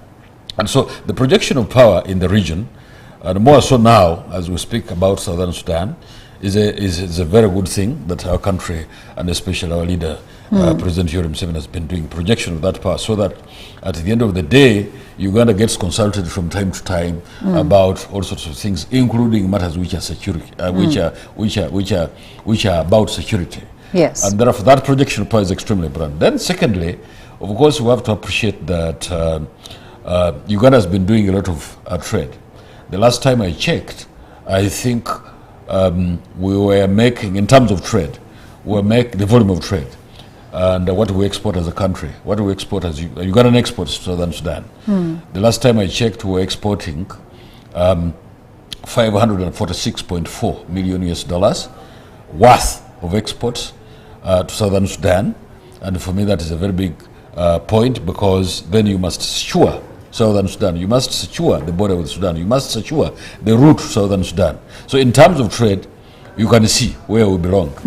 And so we compare that, for instance, with the, what we were making through our GOA to the US, just about $30 million.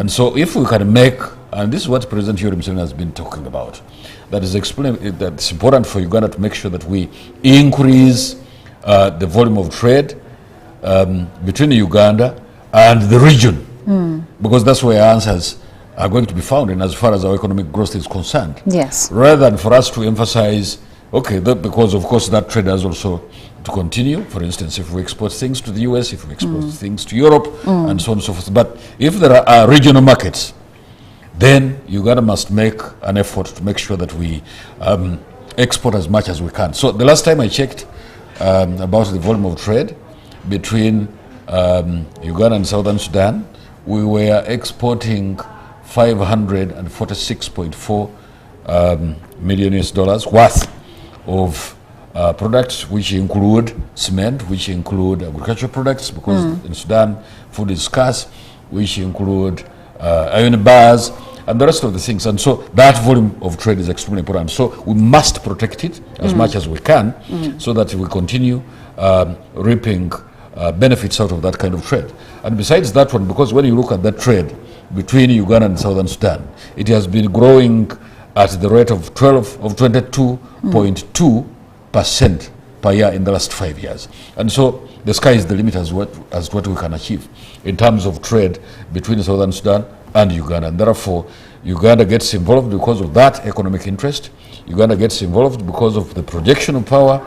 Uganda has to get involved in Sudan because as Pan-Africanists, we must make sure that other African countries have the peace, and Southern Sudan being part of the East African community, we must get involved as Uganda. Okay, now there is the belief, there is the other side of the coin with a section of Ugandans believing that Uganda is not deploying in South Sudan because of a bleeding heart, because of Pan-Africanism, but just economic interests.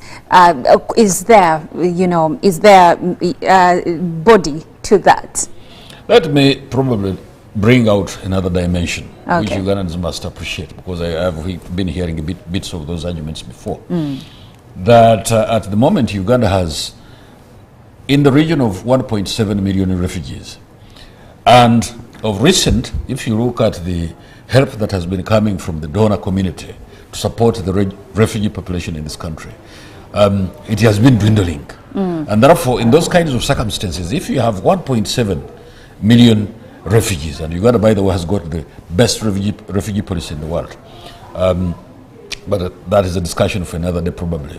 And so, if you have this volume of, these numbers of refugees in the country, and the donors who have been supporting you in as far as the refugees' welfare is concerned are withdrawing, or their monies are coming late, or the volumes of the money that come from the donors is reducing, it is extremely important for you to stop any further proliferation or an increase in the numbers of refugees that you receive. And therefore, if we can pacify Southern Sudan, it means that we will not add to the 1.7 already 1.7 million refugees that we have in the country. So you can see, as a matter of strategy, that the President Yoweri Museveni's administration is on the top of the game in as far as our good neighborliness with Southern Sudan is concerned, so that we don't have to increase these numbers of refugees when already we have big numbers of refugees. And so we have to get involved as a result. We have to make sure that Southern Sudan is secure. We have to make sure that Southern Sudan is peaceful, so that they don't churn out more refugees into Uganda. Because as I've said before, we have a very long border with Southern Sudan. So if there is a conflict in Southern Sudan, it means that we are going to receive many more refugees. And already we have that staggering figure of 1.7 million US dollars. So it's not only economics, but also other reasons. And I've given them Pan-Africanism, the sense of belonging to the East African community, the projection of power, which is basically political, the economics of the relationship that we have with Southern Sudan, the refugee problem and the dwindling support that has been coming from the donor community, and quite a number of other reasons. So you can see that it's actually an interplay of a number of reasons as to why we are in Southern Sudan. And of course, we have been invited there to assist with the peace enforcement and peacekeeping, and we are doing exactly that. Okay.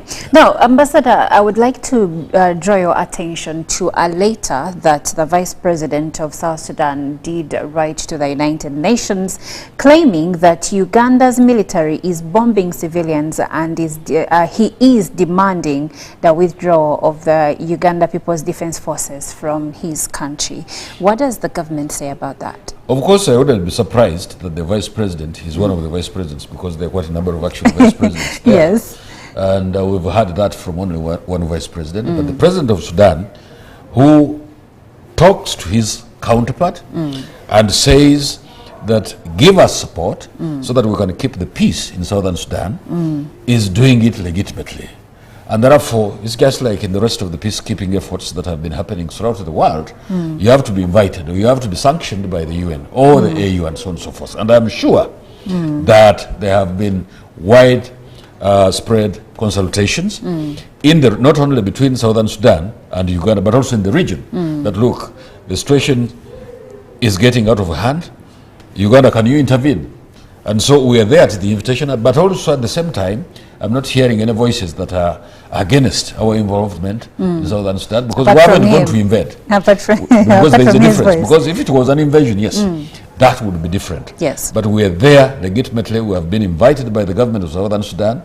If one Vice President is saying that Uganda should withdraw, that's probably another matter, which can be handled probably at the level of the AU or the UN. Okay. But I have not had the AU or UN, because in any case I don't think they have the capacity to step in and stop the carnage that probably would have worsened with time, just like it has gone bad in the DRC. I don't see any movements, for instance, from the UN or AU to say that Uganda should pull the problem, out. that Uganda should pull out, or that the DRC, because there are also problems in the DRC. And well, the other thing which we need to remember is that it would look like Uganda is now a bastion of peace and security. And that's why we keep getting refugees, because refugees will never go to a country which is unstable. And so we are surrounded by all these insecurities. We have insecurity in the DRC. We have insecurity in Southern Sudan. We have insecurity with Somalia, because although Somalia does not have a common border with us, but it affects us as a region. Unfortunately, Somalia is now also part of the East African community. So in a sense, actually, we're sharing a border with Somalia. So we have to get involved in these countries so that we bring the peace that is needed even yesterday. Okay. Now, tensions escalated after President Salva Kiir arrested Dr. Machar's allies and sacked others. And because of this, there has been fears of a war, a full-blown war in South Sudan. Because of this, Uganda sent in the Uganda People's Defense Forces to strengthen peacekeeping efforts, I beg your pardon, and prevent further escalation of violence in the country. Many questions are being asked, allegations are being made against Uganda. Like right now, the Vice President, Riek Machar, is saying that the Ugandan army in South Sudan is bombarding civilian residences and killing people. So he's calling to the UN to order Uganda out of South Sudan. But at the same time, the ambassador is saying this is one voice, and of course, this is the person that is aggrieved that is speaking. Do you have questions regarding Uganda's deployment, Uganda's involvement in peacekeeping efforts in South Sudan? You can hit us on WhatsApp numbers 0709-602-592, and the ambassador will be answering some of those questions. Now, Ambassador, moving on, let's look at the role of the regional bodies like IGAD and the African Union. Which roles do they play in supporting or endorsing Uganda's military presence in South Sudan? Of course, one has to appreciate the fact that this was abrupt, and because there were also discussions on the floor of Parliament. Yes. That who approves the deployment of the UPDF outside Uganda's borders. And I'm happy that you see operationally the answer to that, in as far as I'm concerned, is that operationally it is the president who is the commander-in-chief. And so operationally you can't see that there is a problem, for instance, in Karamoja. Of course, Karamoja is within the boundaries of Uganda, but the Southern Sudan problem was outside the boundaries. The president will not wait until Parliament sits, probably in a week's time, when people are getting killed. And so, operation-wise, the president is the commander-in-chief, and according to the UPDF Act, which also rhymes with Uganda's constitution, the president is at liberty to deploy the location, to decide the location and deployment of the UPDF. But if there is also an invitation from a neighboring country that the president, that they want assistance in terms of the military, then the president has to take quick action, and Parliament will now come in to retrospectively approve that deployment, which they did just a couple of days ago. And that's why at the beginning of this conversation I had to thank the Parliament for doing that, because if they had waited, probably the situation would have gone out of hand in Southern Sudan. Now, of course, the concerns are there that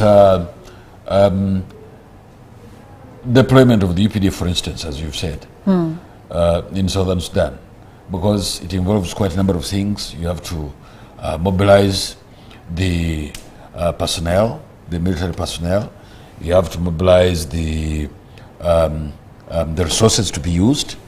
And the other day, so before Parliament, was it yesterday or the other day, Parliament was sitting to ensure that they approve the resources which are required so that this operation can be as successful as possible.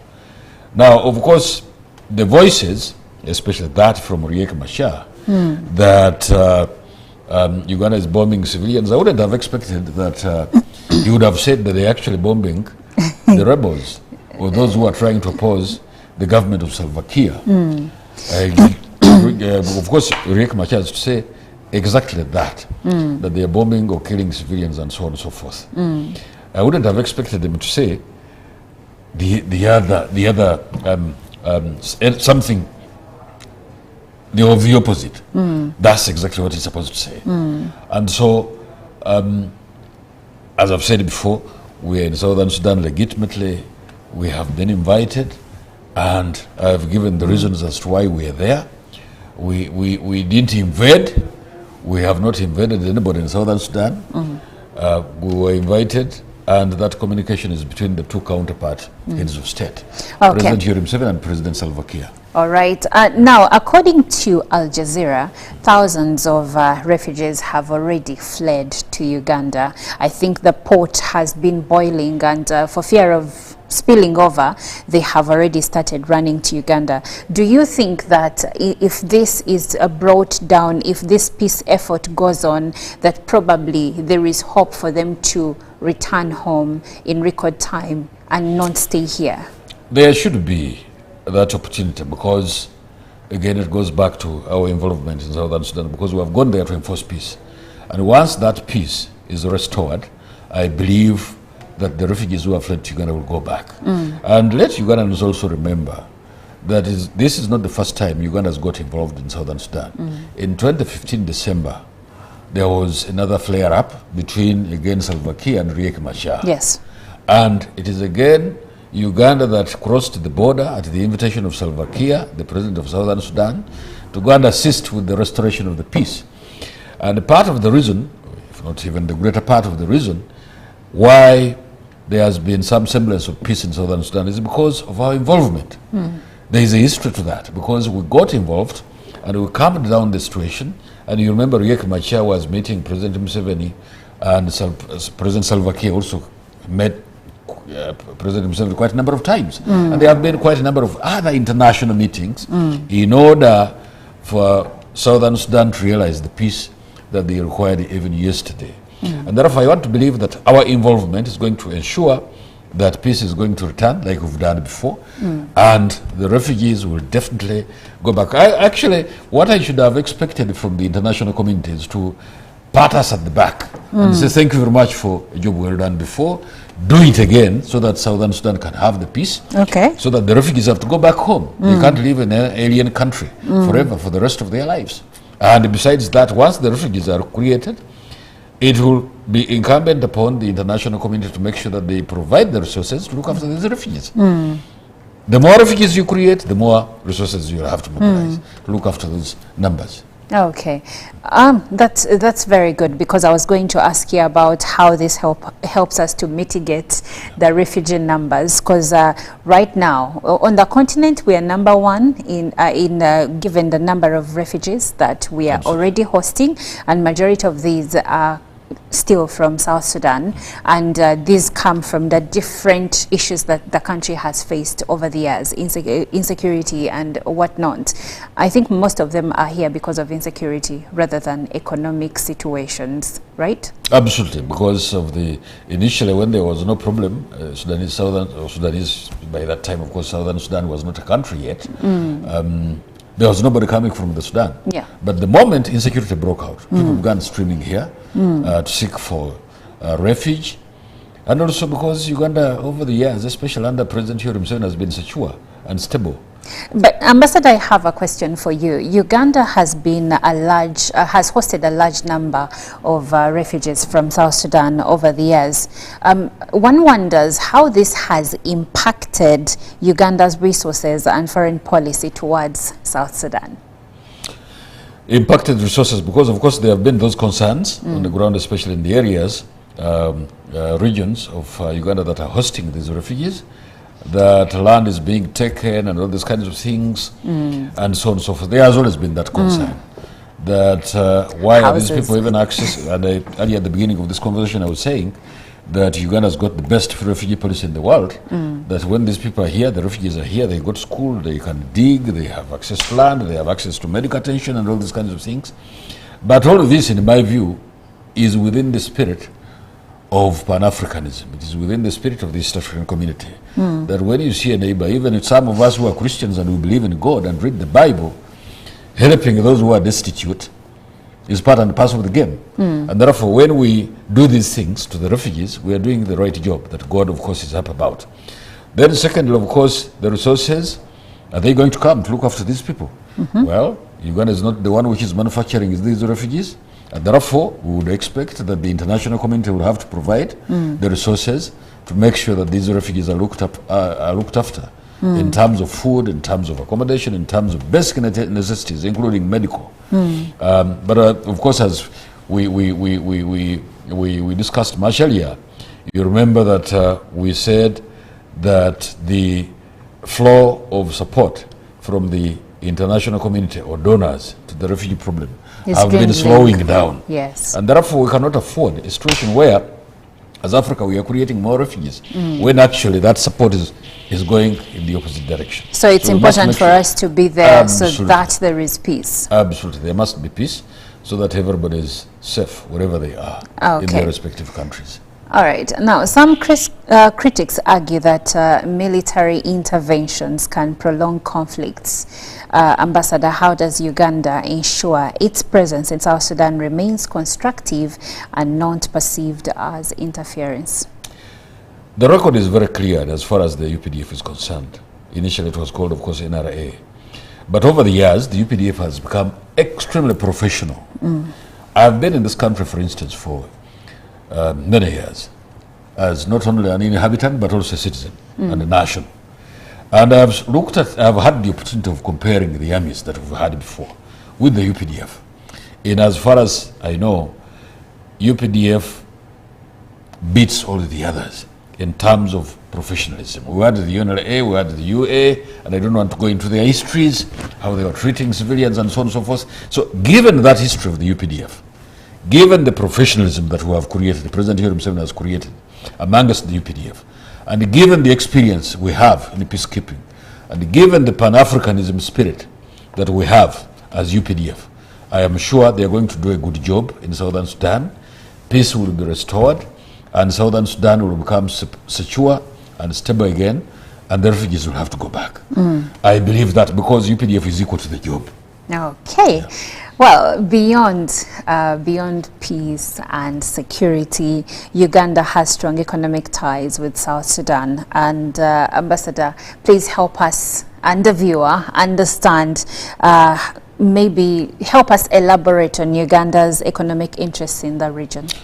Big time, and as far as trade is concerned, earlier I mentioned that we are currently exporting something in the region of $546.4 million worth of exports to Southern Sudan.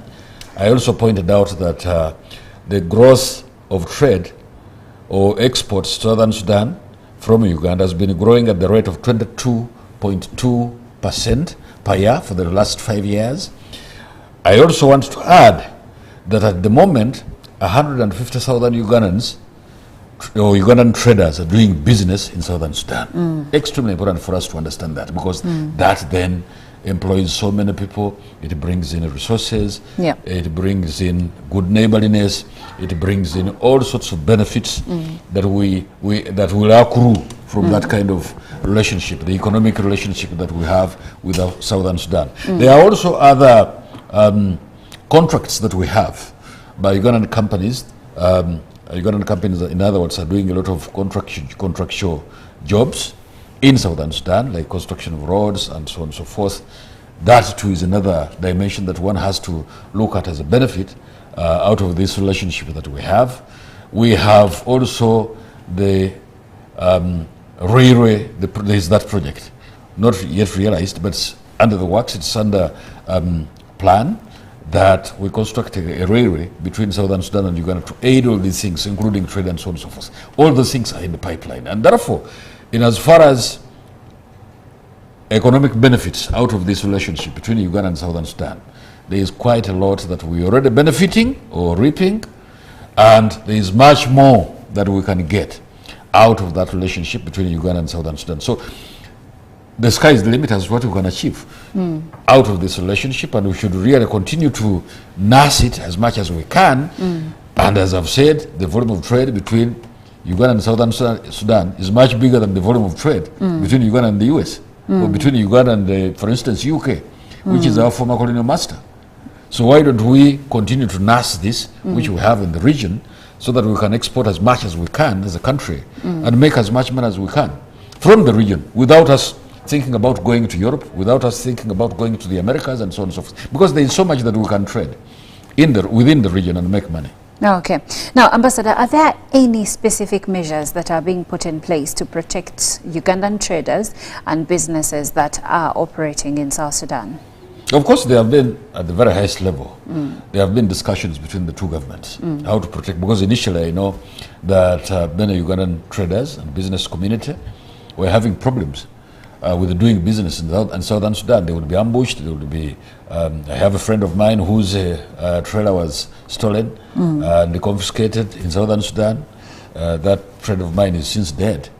But all those things have been discussed at the very highest level, and I believe that the outcome is going to be very beneficial, because look, I think we as Ugandans, we must get to the realization that we're not going to change location.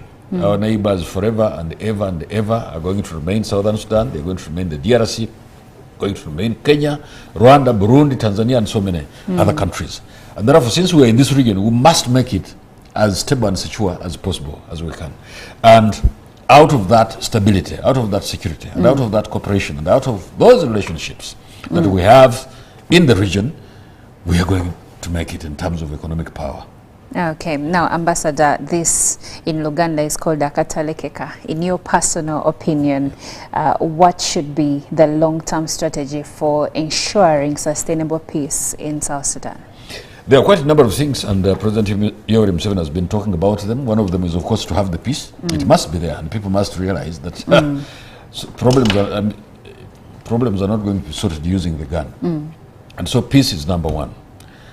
Number two is to increase the volume of trade, because you see, the more people get involved in trade and business, the more they realize that actually war is not the solution. Let's make money rather than fighting each other. Whether within countries of the East African community or on the African continent, or within our national borders as a country. Yes. That look, we can sit on a table and talk politics without resorting to force, without using violence. Extremely important for everybody to accept that, so that we can move ahead as a region, as countries, and as a continent. Because how have others done it? I'm not aware of a country that has grown out of war. No. They've grown actually war destroys. We're having peace. Yes, war and destroys. doing trade and so on and so forth. So once we do those things perfectly well, we'll be there. Okay. Now, lastly, Ambassador, as we conclude, what role do you think should Uganda continue to play in South Sudan, South Sudan stabilization beyond military intervention? Again, the answer is the same, and as far as I'm concerned. It's peace enforcement, we're already doing. They have been invited, we didn't invade. That is number one. Number two, increase chances for doing business, where business community members are not harassed, either when they cross into Uganda from Southern Sudan or when they cross into Southern Sudan. So those interactions, in my view, are extremely important. And once we make them as robust as possible, then it will be possible for us to have the peace, not only in our respective countries, but also in the region. Yes. And so trade and the political stability are they go hand in hand. All right. Yeah. Well, thank you so much, Ambassador Henry Maiga. Now, if you just caught the tail end of the conversation, we were discussing Uganda's deployment in South Sudan, because the fears of a full-blown out war have made Uganda deploy. Actually, let me rephrase, had South Sudan invite Uganda into the country, and because of that we deployed our UPDF soldiers to be part of the peacekeeping efforts in South Sudan to ensure that there is no blown out war. Now Riek Machar is the vice president, one of the many vice presidents in South Sudan, is currently under house arrest because of some issues that he has with the government. Apparently he allegedly tried to stage a rebellion against the reigning government, and because of that he was arrested. His allies were arrested, others were fired, and he is currently under house arrest. Well, thank you so much for being a part of the conversation. Thank you, Ambassador, and have a beautiful, beautiful morning. Now Ruben Pima is coming up next with the sports updates.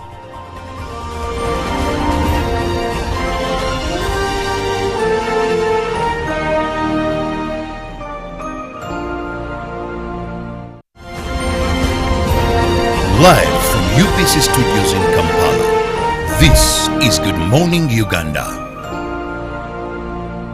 A new dawn on Behind the Headlines with me, Timothy Nyangweso. Every Wednesday, live in our studios in the heart of Kampala. We have conversations that have analysis, explanation, but not every truth is fact, and not every fact is truth. Every Wednesday, 10 p.m. on your public broadcaster.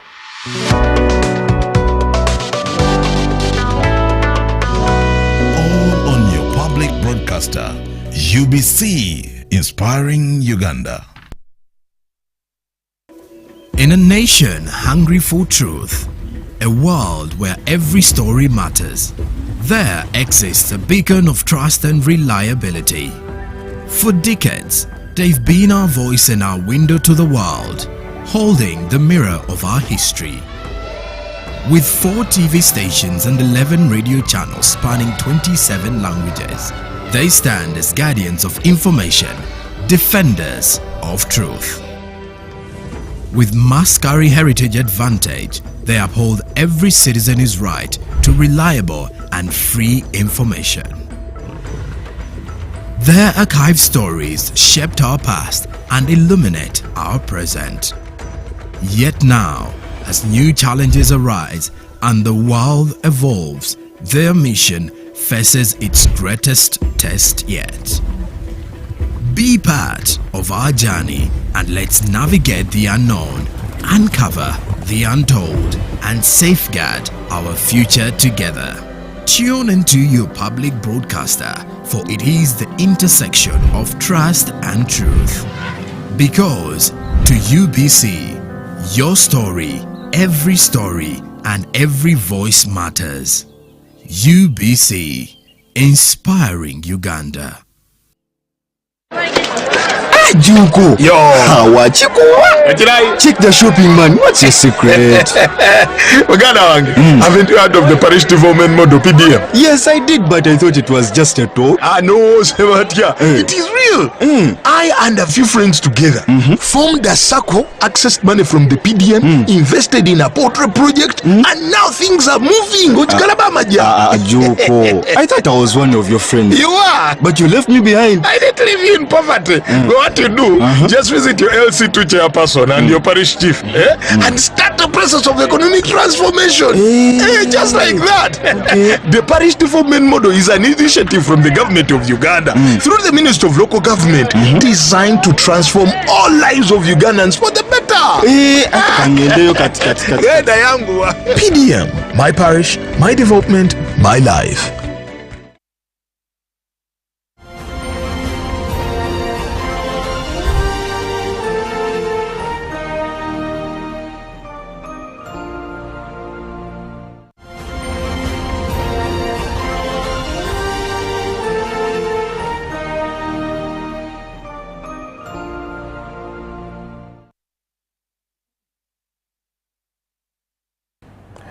Good morning, my name is Ruben Pima, and I'm going to give you sports away from the South Sudan relations into sport, where We have a lot here. We have USA games. We have rugby where Magom did inspire the Pirates. And of course, we have the NBA basketball results. The Premier League returns on our screens. I will start with the USA games where St. Mary's Chitende was actually shown the exit by Light High School, Seguku. For me, you could see the girls. They are very, very happy and excited that the team but did win against St. Mary's Chitende. Light High Seguku won the shootout 5-4, bringing to a halt St. Mary's Chitende's 2 decades dominance at the zonal level in the girls' football final. Light High School Seguku overcame Kingsway. That was in the semi-finals 2-0. With Viola Namaganda on an S3 student scoring a goal in each half. That is a report from David Isavidi. Sarongo. How are you, Savidi? Hope you're fine. Of course, we look at what transpired. Light High dominated the 2025 boys and girls football competitions in the Chitende zone, clinching both trophies at the St. Mary's Stadium in Chitende. Imagine losing at your own turf.